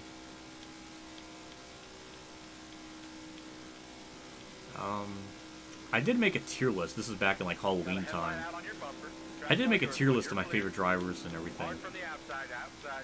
I think Brad is somewhere in the in the like category. I don't know. I don't think I like him nearly as much as someone like, you know, Truex or something, but after everything he's dealt with RFK and the struggles he went through, and I kind of feel bad for him. I think the tides. Well, there's a period. It's one of those weird things. Sometimes I like Brad, sometimes I don't. He does stupid things on track, like the 2018 thing at Daytona, where he's like, "I'm not gonna lift," and he literally did not lift and wrecked everyone. Like, that's stupid. That's stupid. You don't. It's dumb. Don't personally agree with that. That's that logic, but for the most part, I've kind of liked them. Especially with the things that were happening to him at Penske. I feel like Penske was kind of jobbing him or just not giving him the best stuff. Once they swapped Paul Wolfe, which was Brad's crew chief forever, since like goddamn 2011, they swapped Logano's crew chief and Paul Wolfe. I was like, okay, they're doing some funky stuff, because it's almost like they're trying to get Brad to underperform to get rid of him or something. And, I mean, he definitely didn't perform well once Paul Wolfe left, so it's funny how that works out. And then Brad left and went to go to RFK, which was kind of a shocking decision, and kind of one where I was just thinking to myself, well, it's like, well, he's just going to kind of tank his career a little bit, because he's going to a lesser team that's not, you know, clearly as good as Penske, and he's going to suffer. And you know, all of 2022, he kind of had that happen. He had a couple of races where he did well. I remember at New Hampshire, he got top 10, and Bristol he had a shot to win, but everything else, I mean, Daytona, he was pretty good, but he literally just yeeted everyone out of his way to try to do well, which I didn't really personally agree with. And, yeah, kind of just suffered that year, and now, of all the things Brad kind of went through, it's kind of almost in a weird, well, to a lesser degree, because I despise Kyle Busch a lot. It's almost like the Kyle Busch effect, where I was kind of seeing a team kind of snubbing him, and unless in Kyle's case, it was just very, very suspicious how, you know, he's just miraculous, just mysteriously having part failures. Then there one race at Martinsville, he was like running 30th, which is very, very weird. So I kind of started to get like sympathy, because it was just, and then the random blow up at Darlington, he was leading. It just stopped being funny watching him suffer. Like it was funny for a little bit, and then it just kind of got sad. Then it just felt more of just something weird's going on. And I started to feel bad for him. You know, he just felt like, you know, he got dealt a terrible card, and for the caliber of driver he is, you know, it just seemed like, you know, Gibbs didn't do everything he could. Now there's a lot of things that we don't know about. A lot of things saying that Gibbs would have paid out of pocket to keep Kyle, but Kyle refused. He didn't want Gibbs to do that, which I don't know how true that is or accurate or what, but point is, at the end of the day, Gibbs couldn't keep him. And that left gave a lot of people a bad rep on Joe Gibbs and everything. The whole situation sucks. How they were able to fumble, letting go of a driver of that category, their most successful Toyota driver in the Cup Series ever. There's no debate about that. So I felt bad, and I started to kind of appreciate him a little bit, except for when he's running in like trucks or Spain. That doesn't really change. Still hate that. That doesn't matter who it is. It's still stupid, but the hatred is less. It's sort of kind of what I'm dealing with Brad in a way. Well, to I guess a much lesser extreme. Hold your line. So, Got one outside. Yeah. So put Brad on that list of drivers I like. Got one up top. Maybe not. He's not nearly as liked as other ones, but definitely on the lower liked category. Stay low. Damn, we're gonna be All clear. Nothing coming out back. 3 laps short on fuel. That's interesting.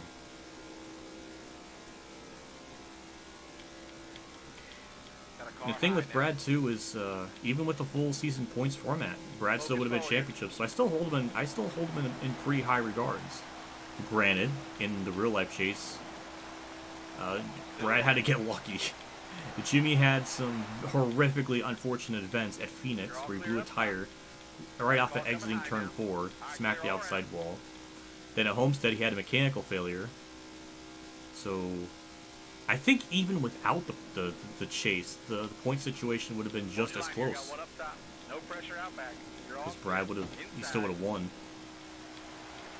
But yeah, it would have been, I don't know, I don't remember what the playoffs were like, or the chase, the exact like points going into Homestead. But yeah, I think it was still relatively close.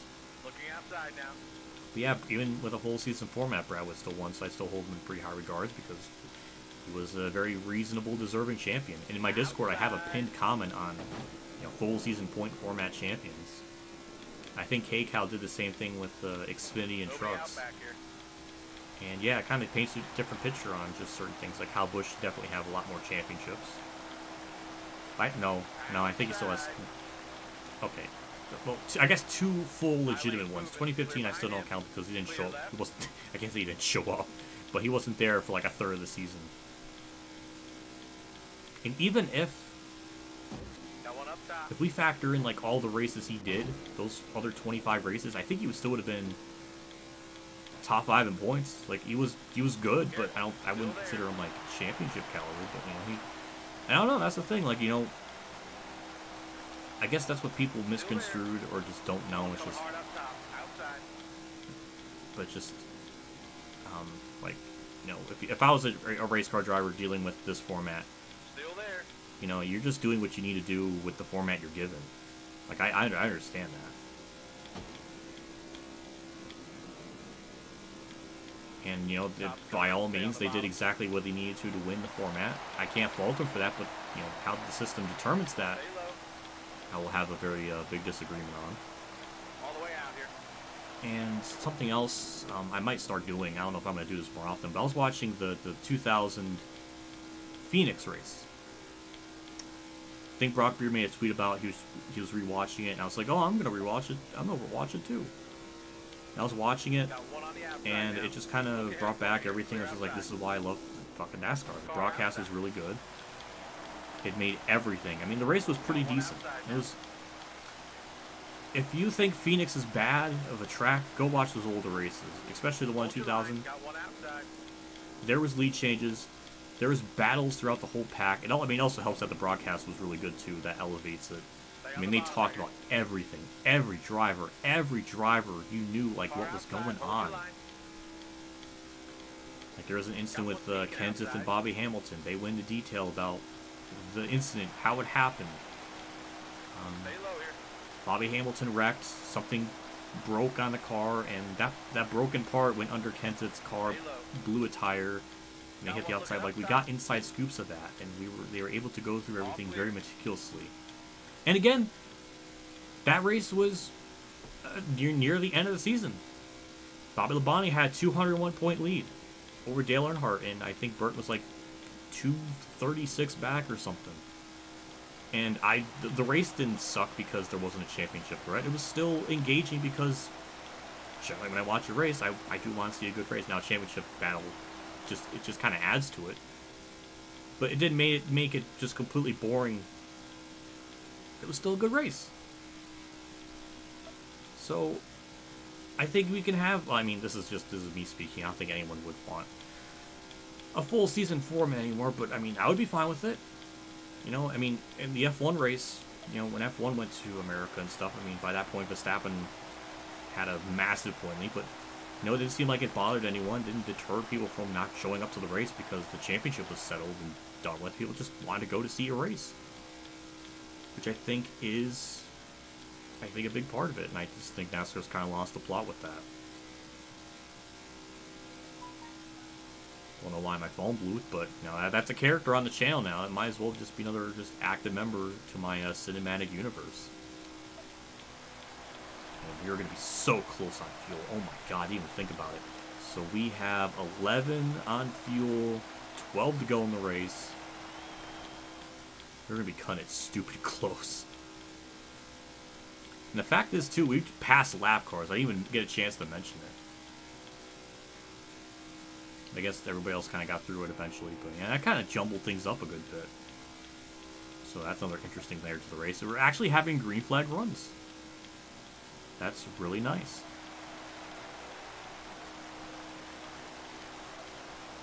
We're gonna be really stupid close on fuel. Oh my god.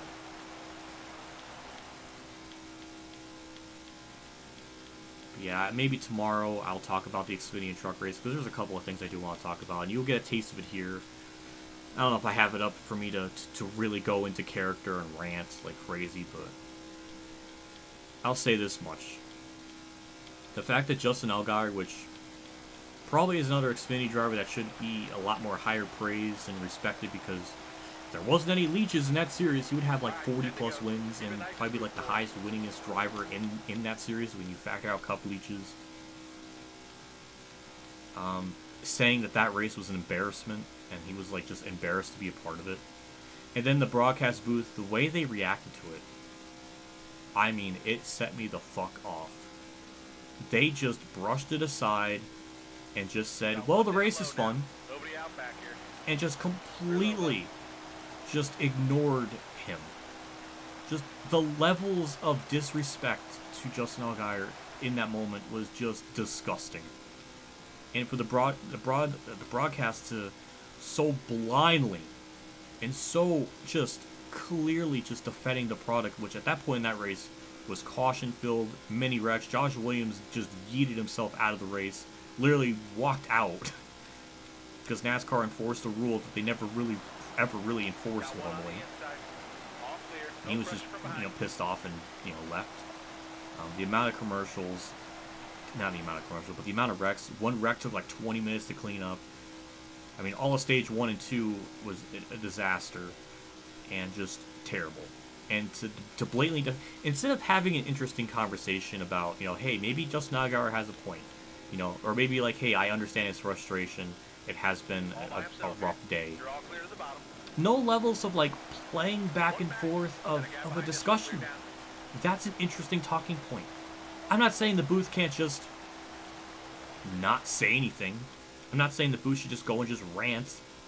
But I think there is a very normal, healthy conversation that can be had about, the pros of the race, the cons of the race, and do it in a very, not just brush it off and be like, well, the race is good, in this very casual, like not casual, but just in this very like dude bros manner. It's just gross. And as Brockbeard said, there's a disconnect between what the booth think and what the drivers think. It's very clear. And it's just sad to treat someone like Allgaier as a veteran of that series with so little, like, if that's how if that's how they feel about Allgaier, then what does that tell you about the rest of the drivers in the field, like how they view them? And the fact that it's the same 3 years in a row. 3 years in a row at this track. They missed a wreck on the front straight, or an incident on the front straightaway. They missed it in 2021 with Josh Berry in the 8 car, where they didn't get a replay like right away, and it was just like at a really weird far away camera shot. Then 2022 with the same way. Then 2023 with Josh Williams, they almost missed Josh Williams on the front straightaway, parking his car and walking to pit road. They damn near missed it. They got it about when he was about on the pit stall. Like, they missed all of it. How? It's on the front straightaway. It makes no sense. It's baffling. It's beyond words. I don't know how to really interpret it any more than just they just don't see it. It is just weird. 3 years in a row. It's beyond me. It is beyond me how weird and bad the broadcast is, and how that whole thing played out, and the abundance of just showing children so much during races where it just doesn't. It's so inappropriately positioned. You would think at a track like this, where it's supposed to be like action-packed and can't miss a moment, and yet they actively miss moments because they're just preoccupied on showing children for way too much of the race. At inappropriate times. Like right now, me and Keselowski, for example, if we're side by side, they'll just like show children, or they'll show like a side shot of like all fan going nuts. I don't know. It's just gross. Well, this was the white flag of the stage. I didn't even really notice that we had a yellow. Luckily, people did take just. I guess they took 4. I guess they're gonna stay after this one, but I'll take a stage dub. Why that stage felt so incredibly long. I've only been streaming for an hour and a half. It doesn't feel. I feel like I've been streaming for like 3 hours. I don't know why I think that.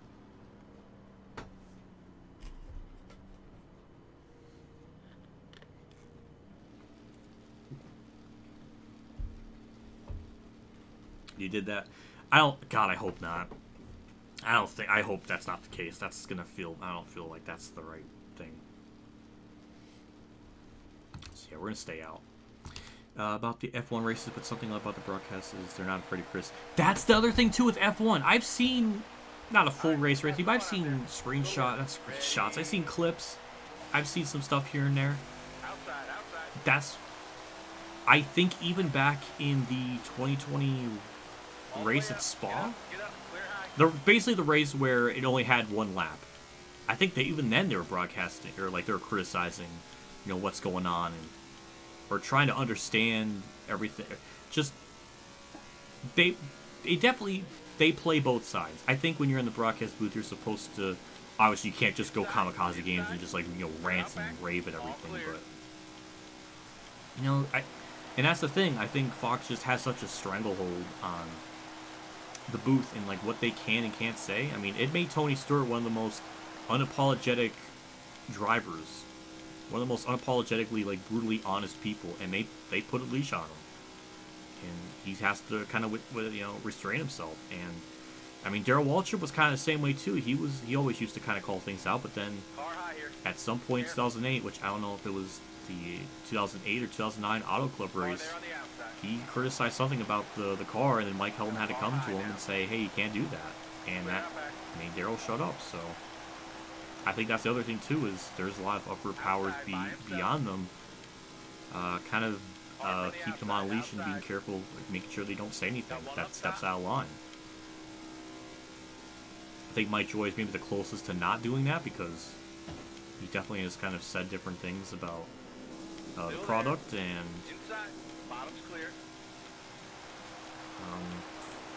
kind of coming out and saying like, oh, NASCAR needs like $25 million per race. That's why we have these commercials and stuff, and they do that just to break even.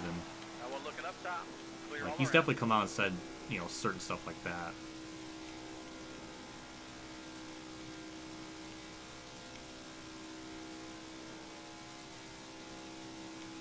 High lane's rolling here. Clear behind him. Outside.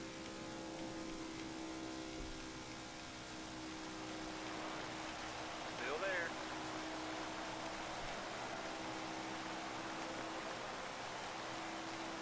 Clear all around.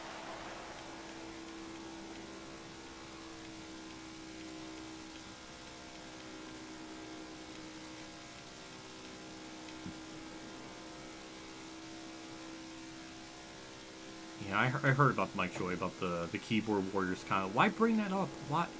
Why? What's the point? Why, as a figurehead like him, on a broadcast booth, why would you enable or bring up the trolls and haters? Like, why? What's the point? You're supposed to be better than that, though, when you're in the broadcast booth. It's one thing to be on Twitter and talk. There's another to kind of go on the broadcast booth to say that stuff. It's just unnecessary. It's not needed. It's just gross. I think Mike Joy's also kind of lost the plot. Car high here. Careful. Focus forward here. Got a car coming high now. You're all clear up top. So yeah, I don't know. It's just weird stuff.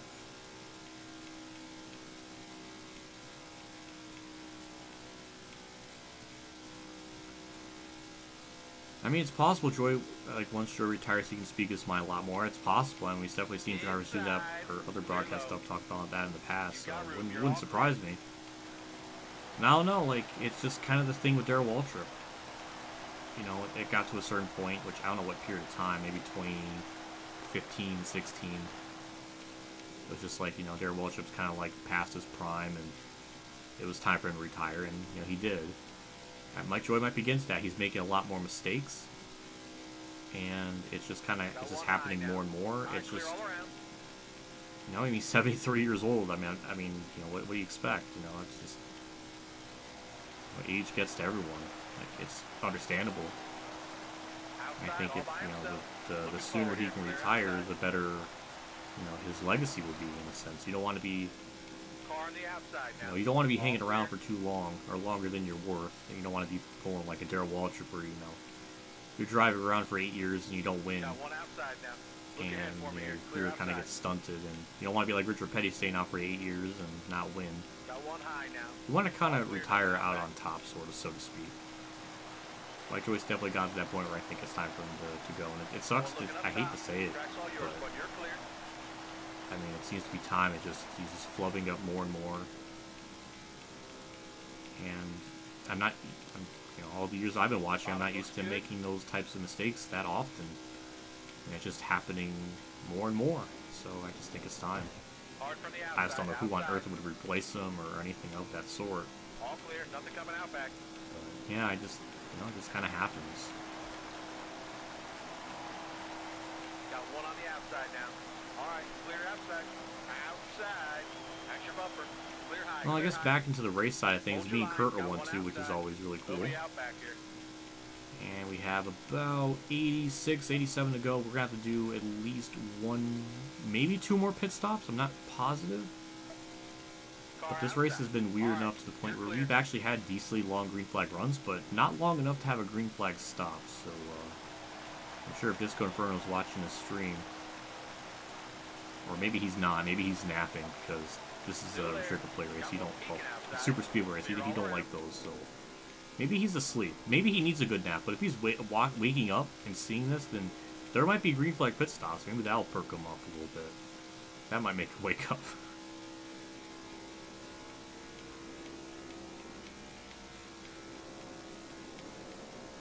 I wonder how many laps I've led in this race. That'll be an interesting stat to see when we finish up this race. Definitely don't think I've led like half the race or anything, because they've been keeping me honest this whole race. They've been right there with me. He get a tattoo of Phoenix Racing. Speaking about tattoo Sponge, that kind of brings up another.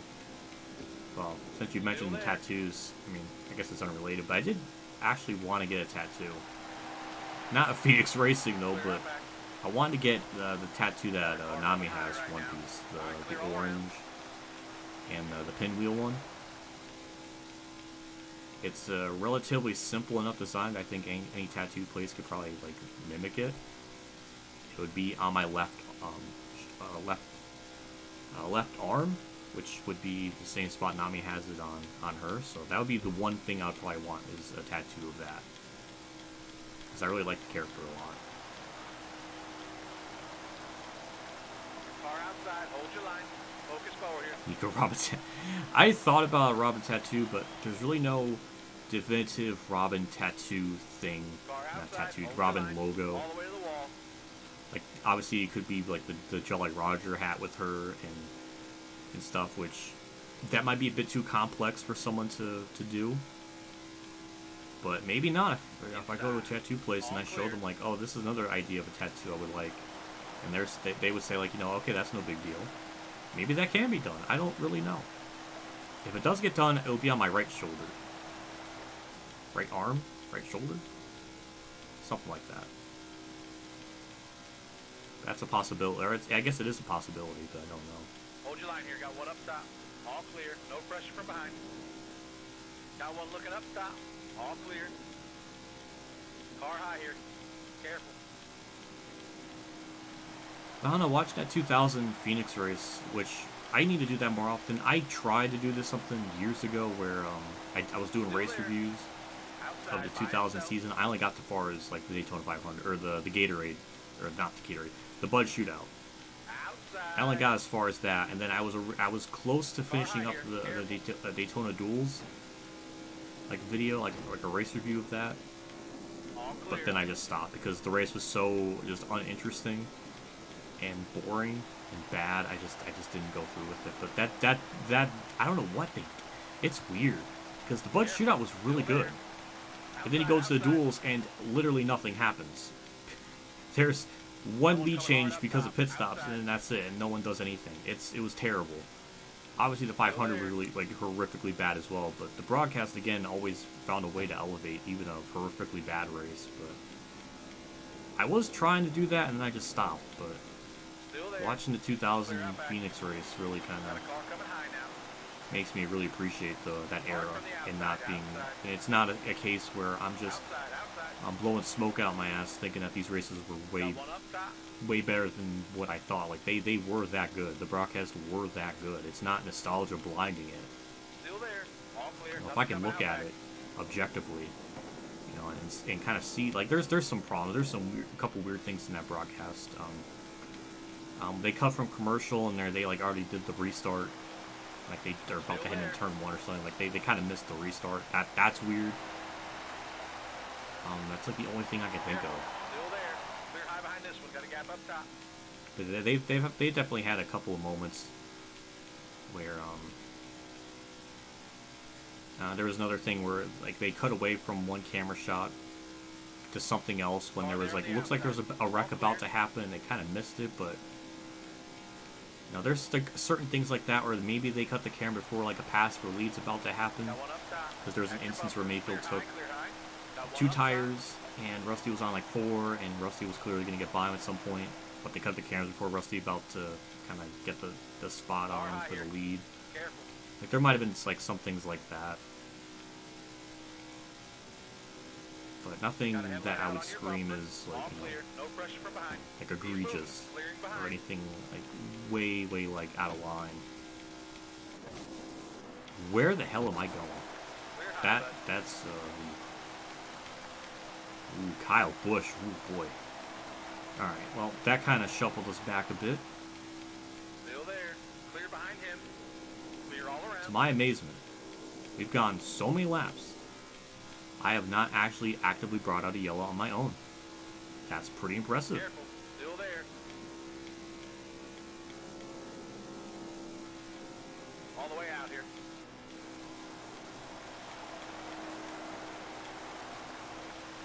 Got one peeking outside.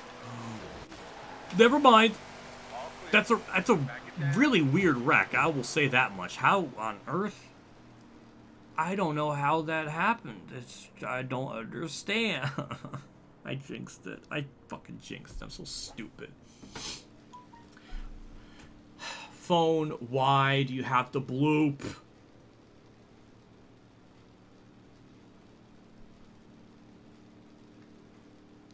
I see. Okay, I'll have to reply to that after the stream. I just need myself in my own unmentionables. Just catching up on the race. Sorry. Thank you, Elite, for the kind words. I appreciate it. Earlier in the stream, I had a lot to talk about, just what was going on. So you missed that, which maybe that's a good thing. I don't know. But thank you for stopping by. I appreciate it. Especially since it's 1:30 on the East Coast. Maybe it's like midnight 30, 12:30 on the West Coast. I don't know. I don't know what type of start that was. Now my phone blooped. That's probably JC. I just got this weird feeling it was JC wanting to like make his presence known. Outside by himself. That was a weird wreck. I will say that much. I didn't really expect that type of incident to happen. So that's a big old oopsie doodles on my part. At least he spun, and I don't think he hit anything. Stay on the bottom. Hard from the outside. Nobody pitted, which is another interesting thing. But you're all clear. All clear.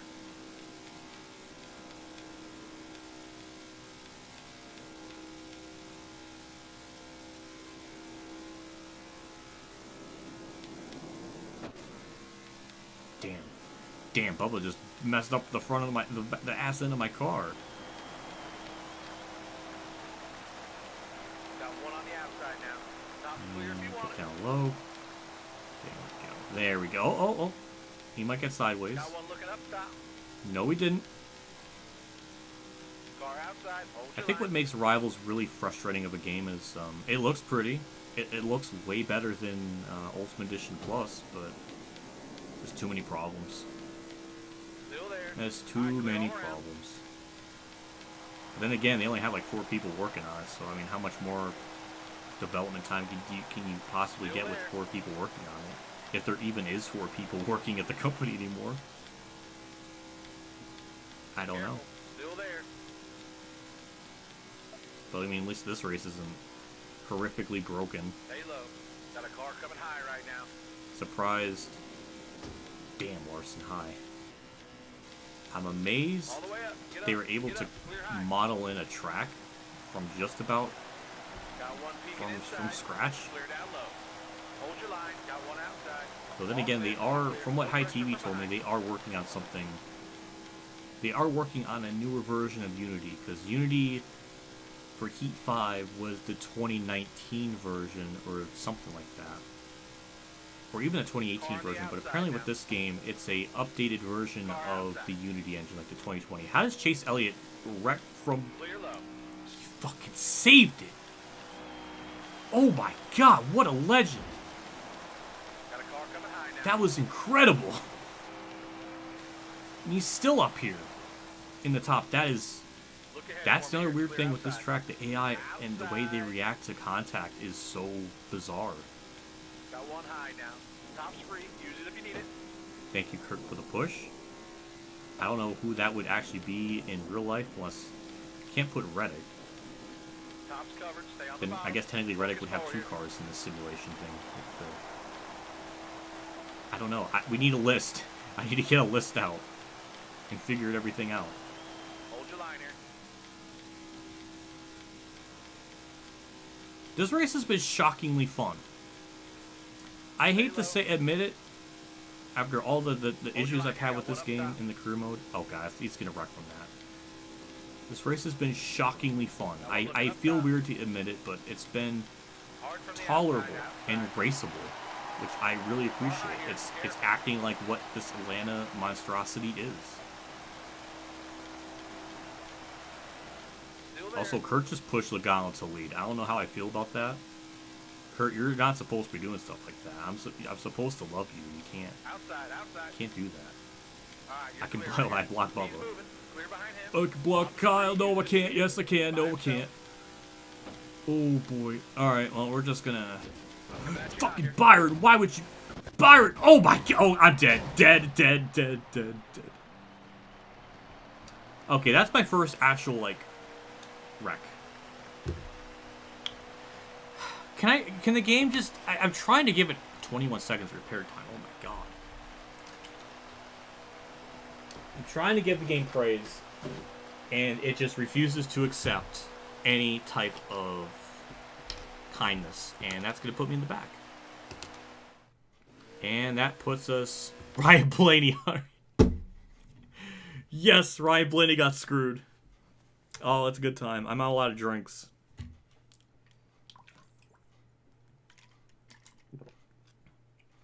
I think I just got, like, punted in the wall multiple times. You tilted. I'm out of water. I'm out of my soda. I need more drink, but I got a fridge.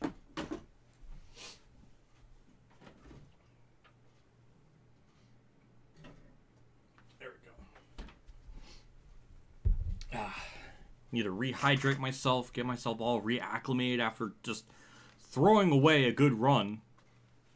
Gotta make sure the thing on this, the tip of the hat is not aligned with my helmet. My helmet? What the do you have a drinking problem? It's water. I like to keep myself, because I talk so much and my voice has a natural deepness. It grates my throat. I need it. I need drinks. I need liquids. Some of that just spilled out on the frickin' desk. That's not good.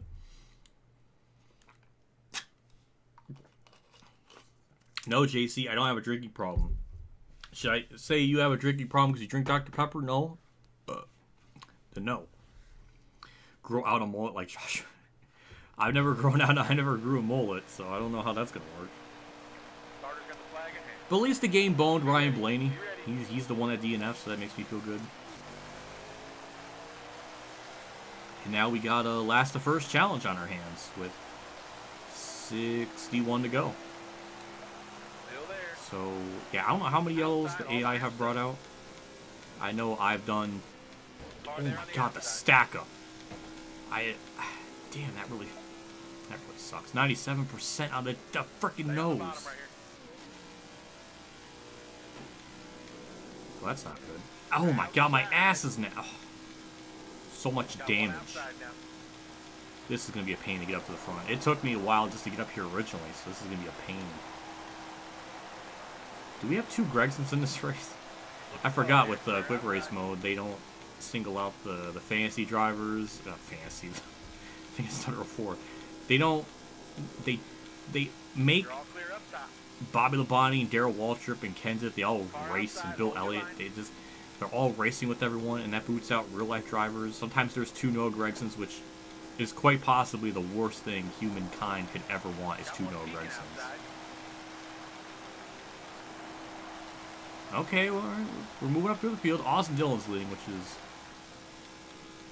another national tragedy. We'll see if we can get up to the front.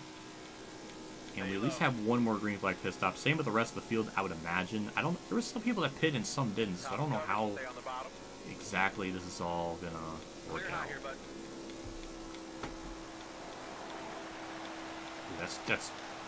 That's too good of a run on the high side.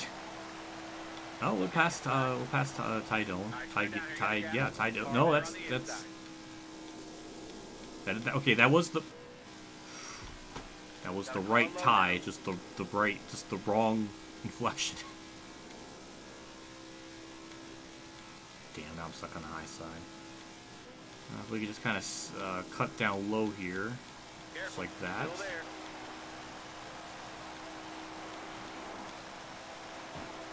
Okay, oh, wait, oh. Oh, Larson. No, that's frickin' Suarez. No, that's Chastain. I think Chastain and Suarez have the same type of paint scheme for a race like this. Clear high, clear high. Okay, well, Chase Elliott's leading this, which is pretty realistic because this is the fall race of the game, but we're supposed to simulate the spring race, so this isn't 100% accurate. Oh man, that's a run. That's a sorry, Brad. Don't wreck from that. Don't. Okay. That's the thing with the way the contact is. Like, I bumped them, and then multiple seconds later, it's like as if this track is like a bigger version of Bristol and Richmond, because that's about how the way the AI would react. It's weird how that works. Still there. Nobody out back here. Man, I was giving praise to this game that, like, and then everything just went wrong. Still there. I don't think this is outside lines the way to work. All right, here. listen here, you little shit.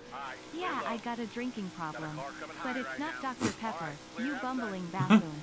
It is not the sweet one. I drink Pepsi like a real Giga Chad. Get on my level, pleb. Anyways, I love you, senpai. Why did it made it sound like there was a question mark at the end of that? JC, well, thank you for the $1 for the tip.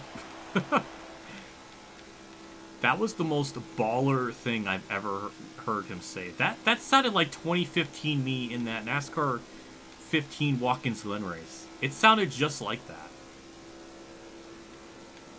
I had second embarrassment cringe from listening to that. But thank you for the $1 nonetheless. I didn't know. Careful. Still there. I guess I know it's Pepsi now. Keep getting better. Maybe I was thinking Dr. Pepper is like the 8500 because he drinks Dr. Pepper. So maybe that's where I was getting the confusion from. Yeah, JC just showed me up. I mean, I don't know how I'm going to be able to react. I don't know how I'm going to react to that or live with that type of comment. Oh my god, there's 2 Gregsons in this race. I just saw that. There's 2 Noah Gregsons. Oh my god. The 16 car and the 62. Where is Elite Precision? I want him to be in chat, like, that's not cool, me. Apparently that's what he sounds like in my exaggerated work language is. That's not cool, me. Why? It's all out of love, though. It's bro love. Alright, we're just about to crack in the top 10. Luckily, there's not two no regrets in the top 10 or top 5. That would have been, oh my god, can you imagine that type of screenshot? Careful. Still Yeah, there. Chase Elliott's back in the lead. I mean, we did actually race our way back up here. It took us, I mean, we're not actually up at the front, but it Still took us there. about 10 laps, maybe 15. Alright, you're clear. Brad's racing himself back up here.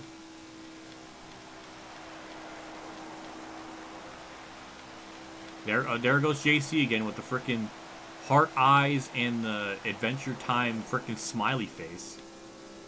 I don't know how to feel about that, but it scares me every time that shows up. So I don't like to be scared. Dr. Peep. Oh, hey, Sprinter, welcome. I don't know if that's the first comment. Ooh, that's a Checo. I don't know if that's your first message in the chat, the stream of the night, but thank you for tuning in. I appreciate it. No, okay, maybe no, I see another one that said Super Brad, so maybe not. Thank you nonetheless.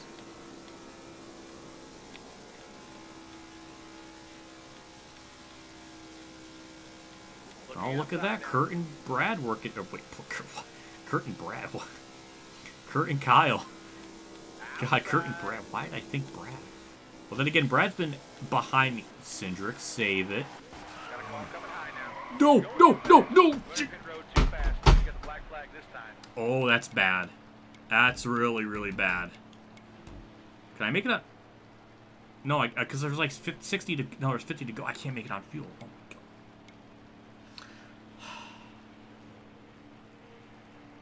Here's the crazy thing. I actively put myself in that situation to help Cindric not spin out. And it costed me. I did that to help Cindric. That was not worth any of that. That was freaking terrible. Why did I go that far to help Cindric? Did the weeb in me just want to help him?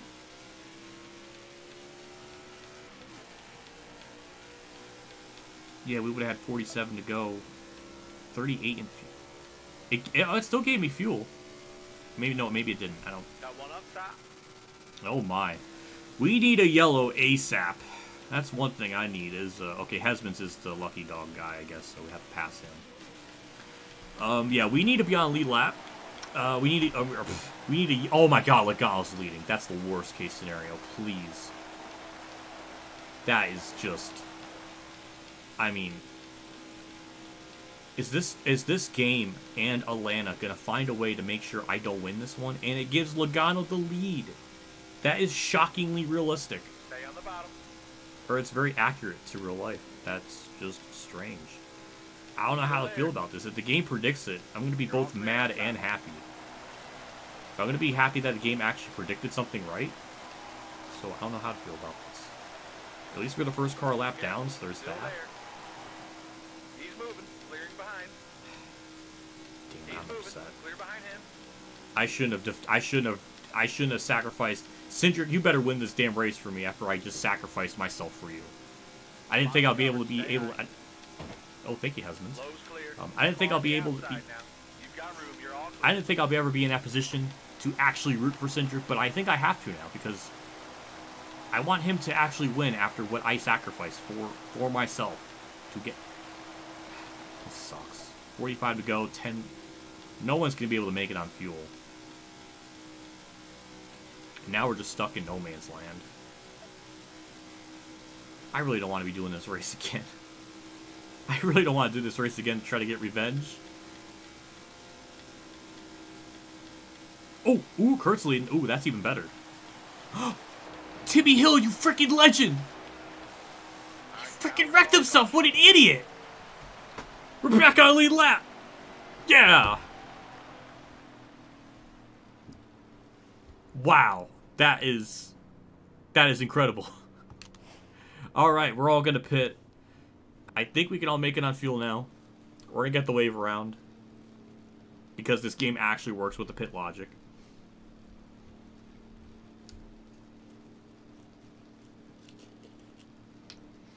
Wow. The game I mean, luckily we got by Hesman's at, like, the most perfect time.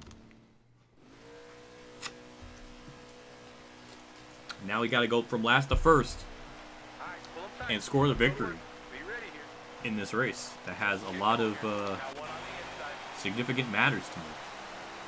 We gotta win it for Grandma. I didn't know what to do for the title. I didn't know what to do for a caption in this thumbnail, so that's why I just said for Grandma, because I didn't know what to do. Call it. Do it for Grandma. This doesn't ring as well as. Oh God, they're checking up. All right, we're just gonna stay away from them because I don't want to make aero damage and make the car perform worse. So dodge the bullet there. So we got 39 to go. We have to rally our way up through the field. 2 cars have DNF'd. I guess Timmy Hill DNF'd, so that's another one on the list. Got one high now. Look ahead There's. for me here. Clear outside. Oh Hard my from the God, outside, that's outside. a lot of checkup. But the good news, damn Busher.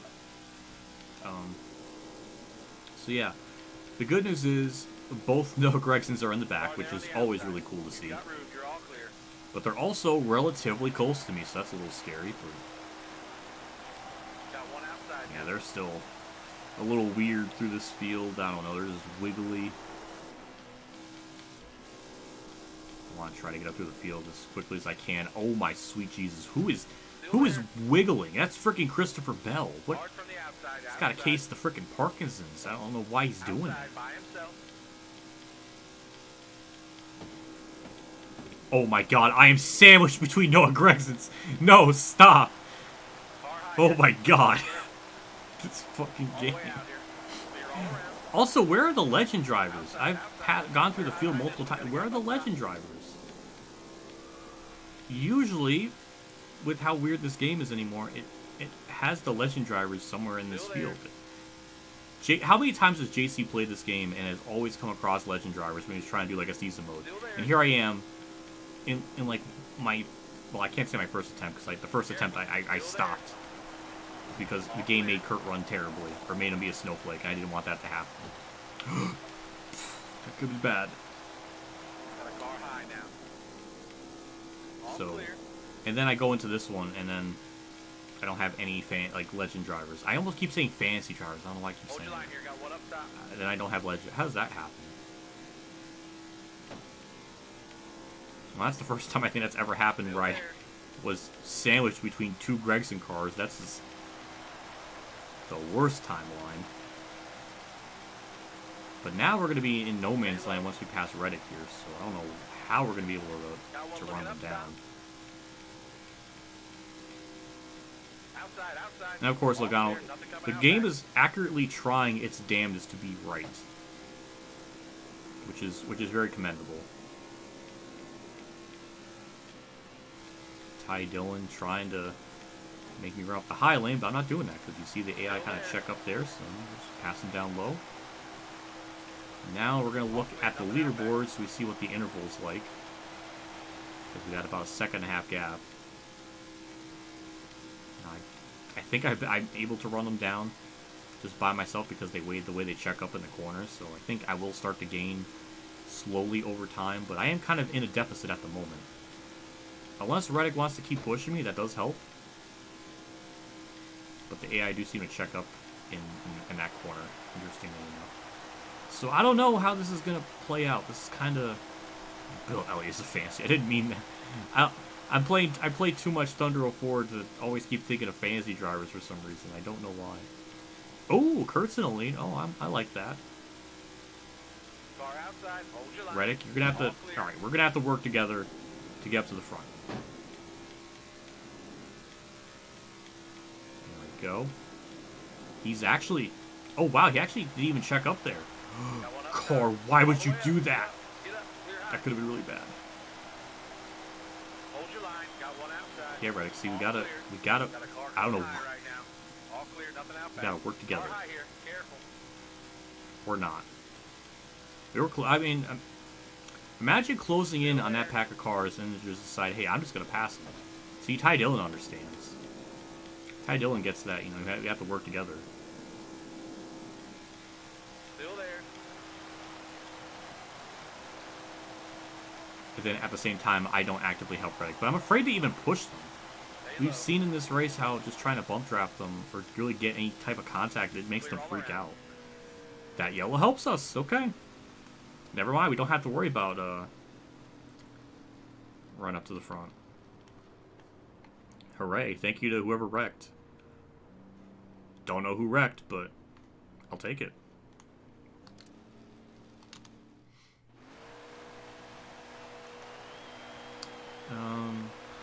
Well, I mean, we got the track position. Now we don't have to worry about trying to run down a gap. So it kind of made things a little bit easier on me. I wish it went green just to make it a little bit harder. But we're on the outside, so I don't know how I'm going to be able to get to the inside line. They do weird checkup things on the start, so I don't even know. This is probably the worst line for me to be in right now. Yeah, it is, because they just checked up. That just damaged the front nose of my car, which is going to hurt me aerodynamically, and I'm not going to be as fast. But at least we're in the main pack. Bowman's giving me a push like a true bro. A Bowman bro. And that's a lot of checkup. We're just going to sneak it down. Ooh. Alright, we're good. We're good. Got the track position now. 27 to go. We're all good on fuel. Byron's leading, which is actually... Well, I mean, he won here in the spring, but this is wrong prediction. But look at Kurt up here. Kurt started in the back with me, too, and he's actually been able to get up to the front, so that's cool. Oh, no, that's not the lane I want to be in. Oh, that was hot. That was really hot. I don't even, armpits are getting sweaty with that move. That was really freaking good. Just kind of went up to the middle lane and sneaked down the bottom. Oh my, holy checkup. Good lord. Wow, that was terrible. Still there.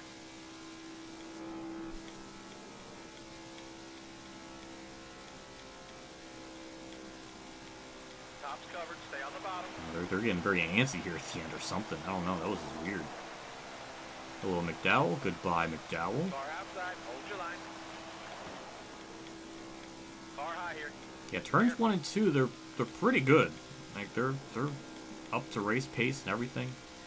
It's just 3 and 4. They just don't know how to drive it. It's just bizarre.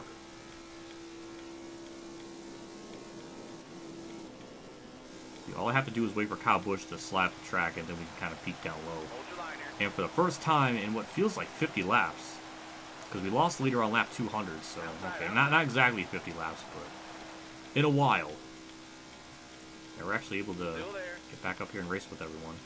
Eric Jones, I didn't even get a chance to talk about Eric Jones. So in the race, there's the inboard cam. He literally just pulled a freebird move and went from like 15th to 8th at the end of the race. Just went through the fucking middle and gained a ton of spots. What an absolute giga chad. That's why I love Eric Jones. He's had a horrifically bad season so far, so it's nice to see him get a top 10 run. That type of move he made there at the end to gain all those spots, that was just through the middle. I mean, just absolute insanity. That was just magical. Hold your line. Thank you, Justin Haley, for the push. That's going to give us the lead for the first time in about 40 laps, damn near. Ooh, boy, we really went up the track. That's the other thing too, is how am I going to plan this run at the end of the race? Like, how's that going to work? I don't really know. Inside, clear out back, clear all around. Because if I just hold the bottom lane, they won't just drive around me on the outside. I guess we can try messing with that, just kind of testing the waters, just keeping it on the bottom lane and just really seeing just if they can get a run on me. Inside, all clear, no pressure from Because I think eventually they will do that.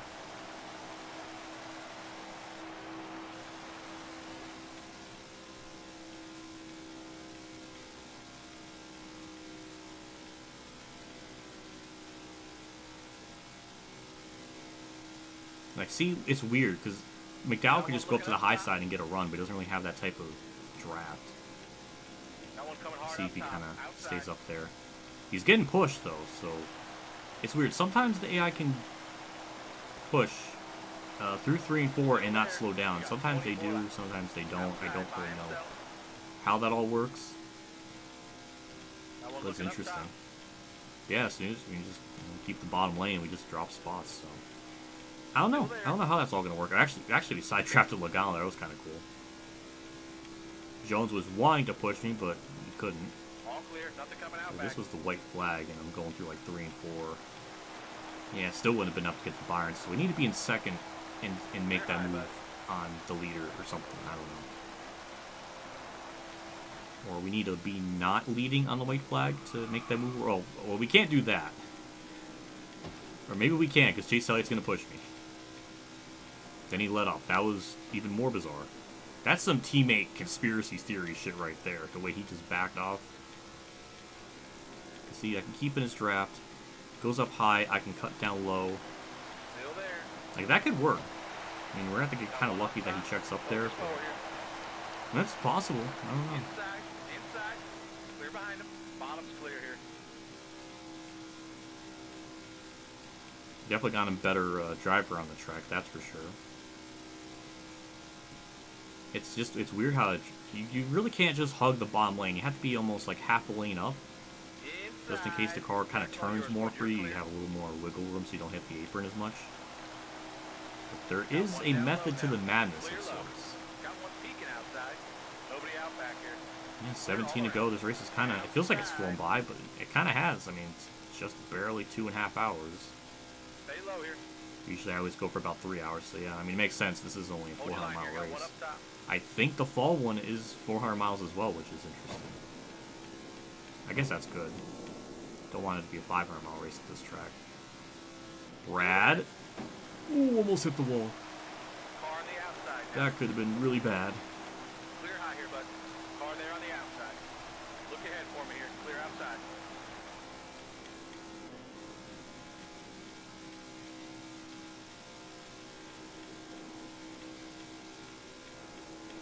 Dang, at this point, I don't even know if I'm going to lead the most laps. I don't think I'm going to be able to.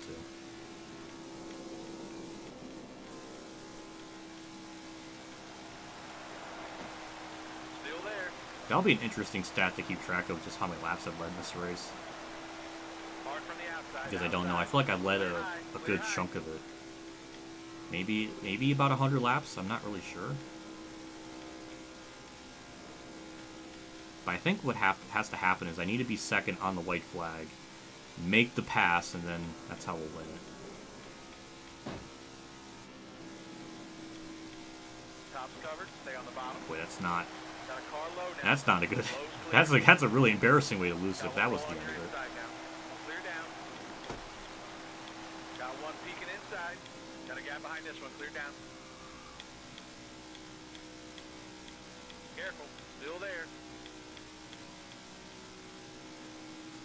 Okay, let's see. Brad, give me the put. Thank you.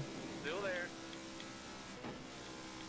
I blipped the throttle just a little bit so Harvick stops pushing me, and it looks like that's going to work out. I think we just need to get lucky.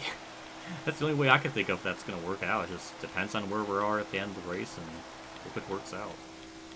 Again, with these types of super speedway tracks, it's hard to really control the destiny of your race. You can only really do so much. Got one on the outside now. You're all clear up top. God damn, look at frickin' Byron. We're definitely trying. Where's Kurt, though? I want him in the mix of this. I want him to somehow get second. That would be... I don't think I've ever had that happen. At least Got not one in my... looking low. All Not... clear.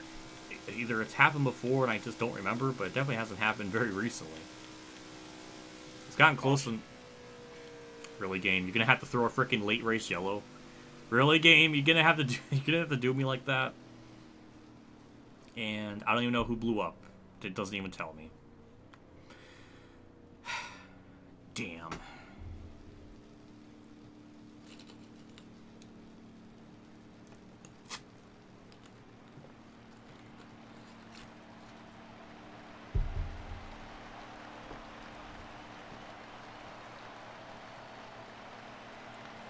Well, we're staying out. Nobody pits, which makes sense. Even though, actually, in real life, the track kind of has a little bit of wear, so... Go, go, go.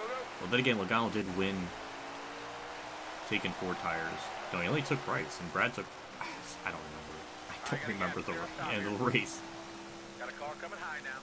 All clear. But the track has kind of aged a little bit in the last year, which is very interesting. It makes it, I think, all the more agonizing that, you know, the track didn't need to be reconfigured like this, because we could have gotten old Atlanta. Put it in perspective, the Atlanta, 97 Atlanta was only about 4 years old by the time 2001 came around. It was already producing group racing, so I don't even think it would have taken 10 to 15 years for it to get good. I think it probably would have not taken that very long at all. Look ahead for me here. Clear outside. Well, we got 7, 8 laps to go. Got Chase out there behind me, so he's trying to recreate what he did here in the fall in real life, which is admirable, but I really don't want him to win. And of course, Stenhouse is up here in the mix, which is actually Logano's up here too, same with Sten, okay. The game is getting realistic on all fronts, whether it's this year or the previous season. Weird how that works out.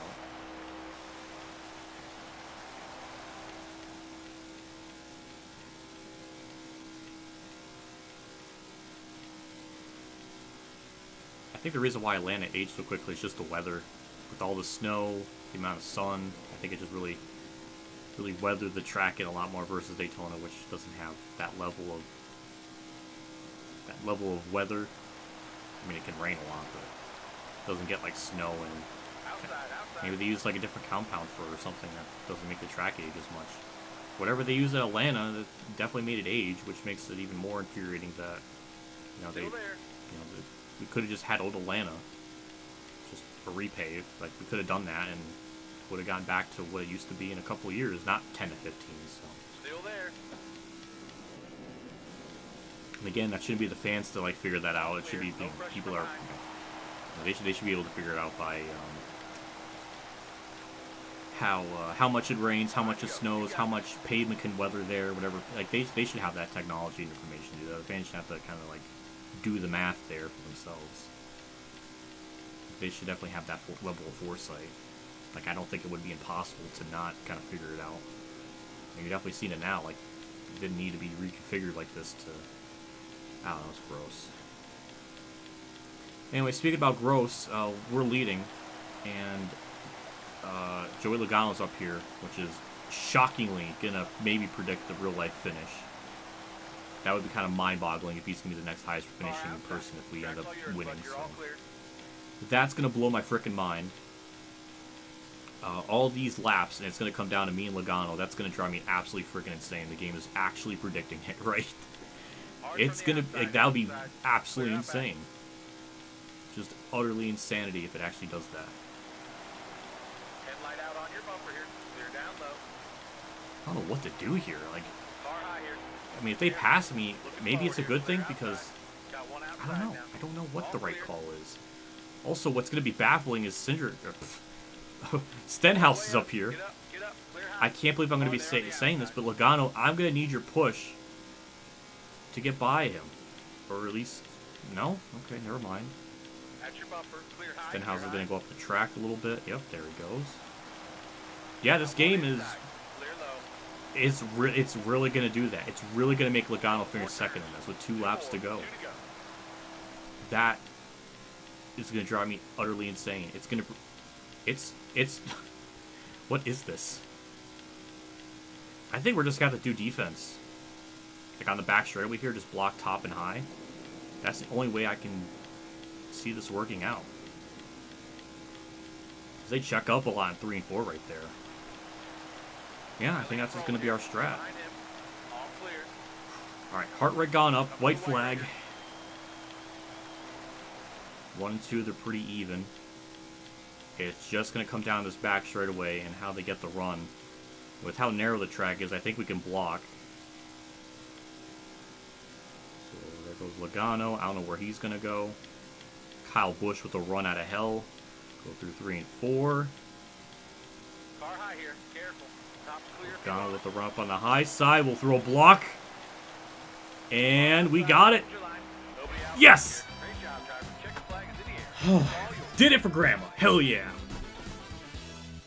All right, and I think it predicted Logano getting second. Like, he is the high... Oh my god, the game predicted it.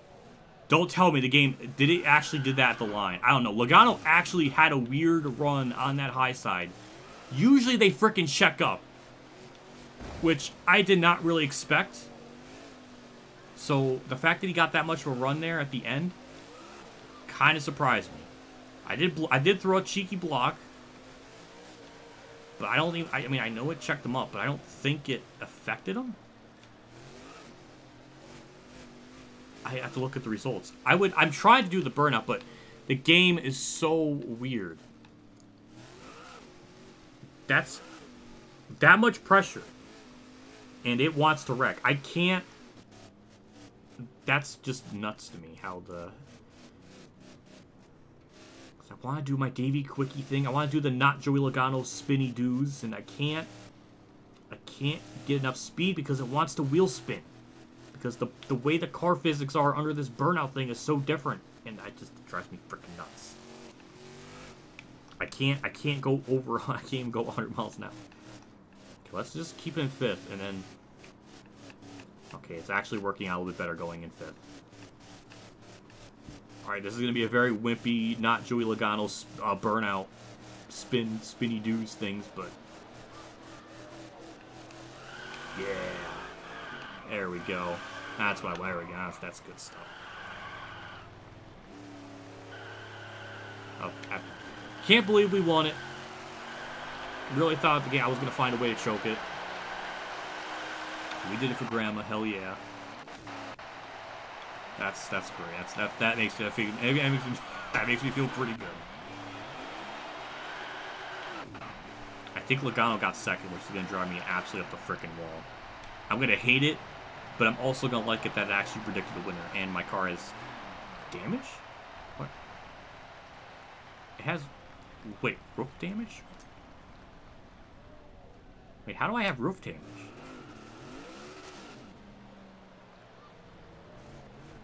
Look at that. What is that? Why do I have damage there? That's even more bizarre. Good race, man. Keep it up. You're awesome. No, thank you, NASCAR Kid, for the 2. I appreciate it. It means a lot. I really appreciate it. Thank you, Tom. So we're going through a long replay, and just like Heat 5 on PC, the long replays, the game don't like that, because it just makes it freak out. Oh, what the? Huh, Brian Blaney wrecked there at the end. I guess that was the stage yellow. I guess here's a couple of the yellows that happen throughout the race. What on earth? Huh, that was weird. Oh, guys, coming across the track! Ooh, okay. That's the stage 2 victory, I guess. Lap 108. Cluster and Jones getting... There's a lot of weird AI contact at this track, and I don't know why. Oh yeah, that's just the checkup. I get go to the lead. Lap 116. Nothing happened there. Just go back to lead again. 145. Nothing there. 156. Truex and Harrison Burton get into it. And is it a simple spin? Nope, Harrison Burton blew a tire and Truex had nowhere to go, and alright, that actually wasn't that bad. 159. Nothing happened there. 161, we win stage 2. 176, nothing happened there. We did have the 2 yellows by me, so yep, that's one of them. Austin Dillon. Oh, it came back cross track. Ooh. Ooh, that's ooh. Oh man. Look at Dillon give Buescher a slap there. That was weird. All right, let's see that again. I want to see a better angle of that. It's like the camera. Oh, Buescher. Why would Dillon slap him after? Buescher kept going. Oh my god. Wait, we need to see that one more time. No, wait, that's the wrong. Oh, that's. That's a different one. Wow, Busher went for a frickin' ride. And the camera cut again. Just give me one more. Just one more of that angle.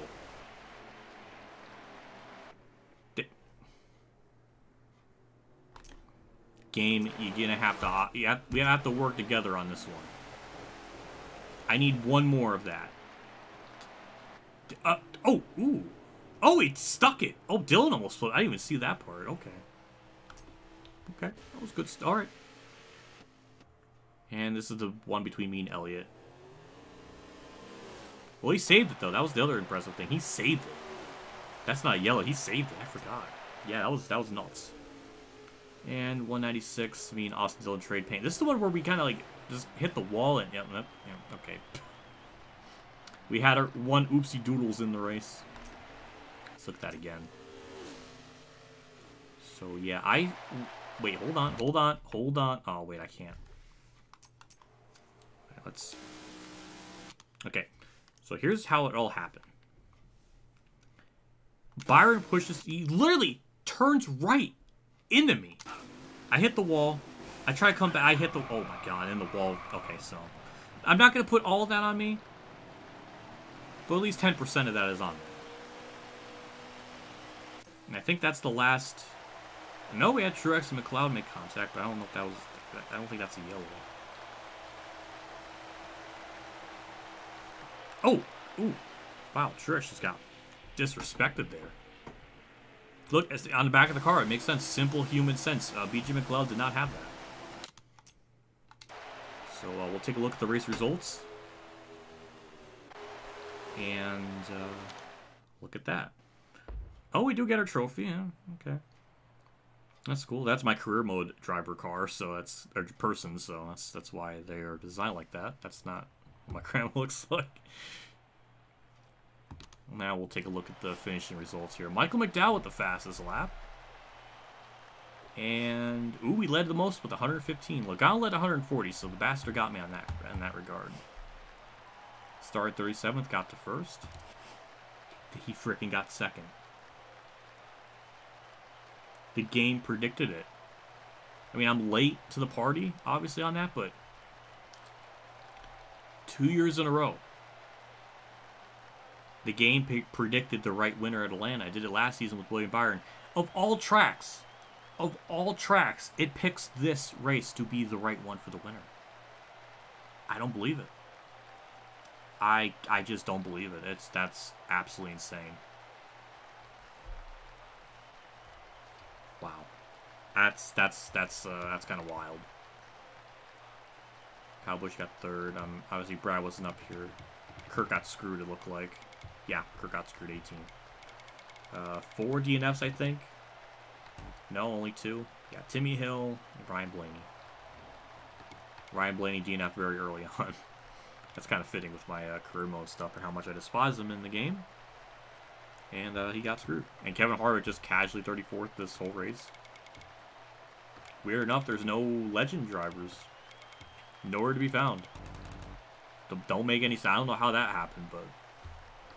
Where did the 2 Noah Gregsons finish? Let's see. 29th and 31st. They actually finished pretty close together. That's adorable. And Busher, after flipping over, finishes 27th. So that was... The race was apparently 2 hours and 7 minutes. Well, I think a lot of that was caution laps kind of helps. That kind of make things go by a little bit quicker. But I guess a 500-mile one would have been a little bit longer. So sorry for the loss of your grandma, WhatiFRacing. Thoughts and prayers will be with you and your family. Folded hands. Thank you, Scott McNew, with the 5. I appreciate that. It means a lot. I had a lot to talk about in the stream earlier. If you weren't here before, I kind of poured my heart out on that situation, and I definitely got emotional a lot in this stream. It's kind of subsided now, and maybe I'm just tired of getting emotional. I don't know. It's one of those, it comes in waves type of feeling. It just hasn't hit me right now. But thank you so much for the 5. I appreciate it. It does mean a lot. Thank you as always for always tuning into the chat and the streams and the super chats. It's always really appreciated. But yeah, that was Atlanta. That was actually a good bit of fun. And then if we go back here for the fall Atlanta race, I think we'll go probably play this game again because it actually wasn't that bad. Dare I say it was a little bit fun. Almost. It was borderline. I mean, it's better than Ignition, I'll say that much. I mean, at least you can do a race. You get the wave around, and... I mean, maybe they wrecked a bit too much. I would like at least one green flag pit stop, but... It was not bad. So, yeah. Well, I think we'll have to go back to this game again for a 100% thing with Atlanta. Out for next week, I mean, we're going to Coda. So, definitely not doing it on Ignition. Yeah, go back to the main menu here.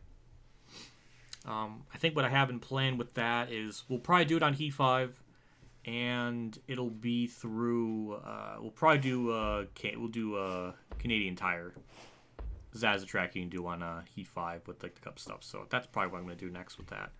And I think that'll be fun doing a Cup Series race at Canadian Tire, which wish it would have happened in real life, but it just never happened. But that would be actually kind of cool to do it, because we can't really do any type of. We cannot do. We absolutely cannot do Coda in this game. It's just too broken. The AI are too slow. It would not be fun at all to do this race, and I just don't think it'll be worth it. So we'll probably do it on Canadian Tire. So that's a little like live stream exclusive that only chat knows about. So that's your little secret. So yeah, and with that, that puts us back to the main menu. This is our slapdash, horrifically designed car for Grandma that I get to put into perspective again. Why the design is the way it is. She liked candy. Technically, she actually liked pretzels a lot more, but there was no real pretzel car. Unless I wanted to kind of go with Austin Cindric with his breastry, which sounds like pretzel, but nope, not doing that.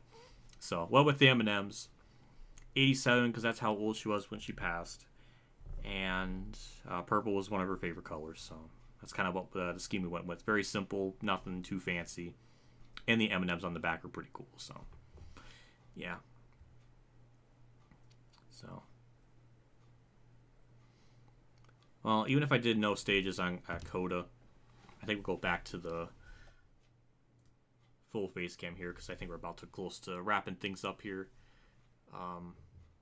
Coda on Rivals or on Ignition wouldn't be really fun, because the AI just aren't that tough there, even with no stages, and they're just too easy. So I really wouldn't be that fun at all to do a stream on that, unless I start last. But I don't know. It's just I can't imagine that being really fun to do. Maybe I'll do some practice racing and I'll be able to figure it out. Maybe it's possible. I'm not really sure. But because I got an idea for the Chicago Street Course. Maybe, I don't know. I want something that has this very fine line of being really like challenging or like difficult, and not have it be a complete blowout. And this one was pretty good. I think Canadian Tires will be pretty good in that, so I don't know. But I don't know. Well, see, the difference between me and you, JC, is I'm actually like a god at these games. So, yeah. But yeah, I guess I'll get going here. I'm tired. I don't know if there'll be a video tomorrow or not. I'm not really sure. I think I got stuff ready for World of Outlaws. I think I have that part already done in advance. I think I'm good technically for a couple days to not really actually record anything if I don't have to, because I have a couple things done in advance. So I don't know. But before I go, just a big shout out and big thanks to people who did like super chat stuff throughout the stream. It was a lot more than I really anticipated for a stream this late and such late notice. But yeah, thank you Blake for the 20. Thank you High C aka High TV with the 20. Jesus with the 99.99. That is absolutely insane. I did not expect something that insane. I really appreciate it. Kamikaze came in with the 777. Albert Einstein with the $2.01. Mike Raffoul with the 1999. JC with the $1. NASCAR Kid with the 2.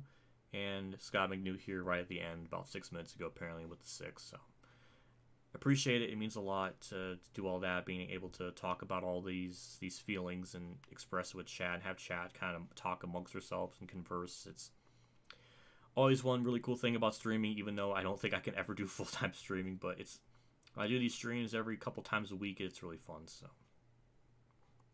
yeah, I'll check out the message on Discord. I might have to ask you another question too, because maybe I think I have something to ask you on Twitter. It's Albert Einstein. I'm sorry, JC.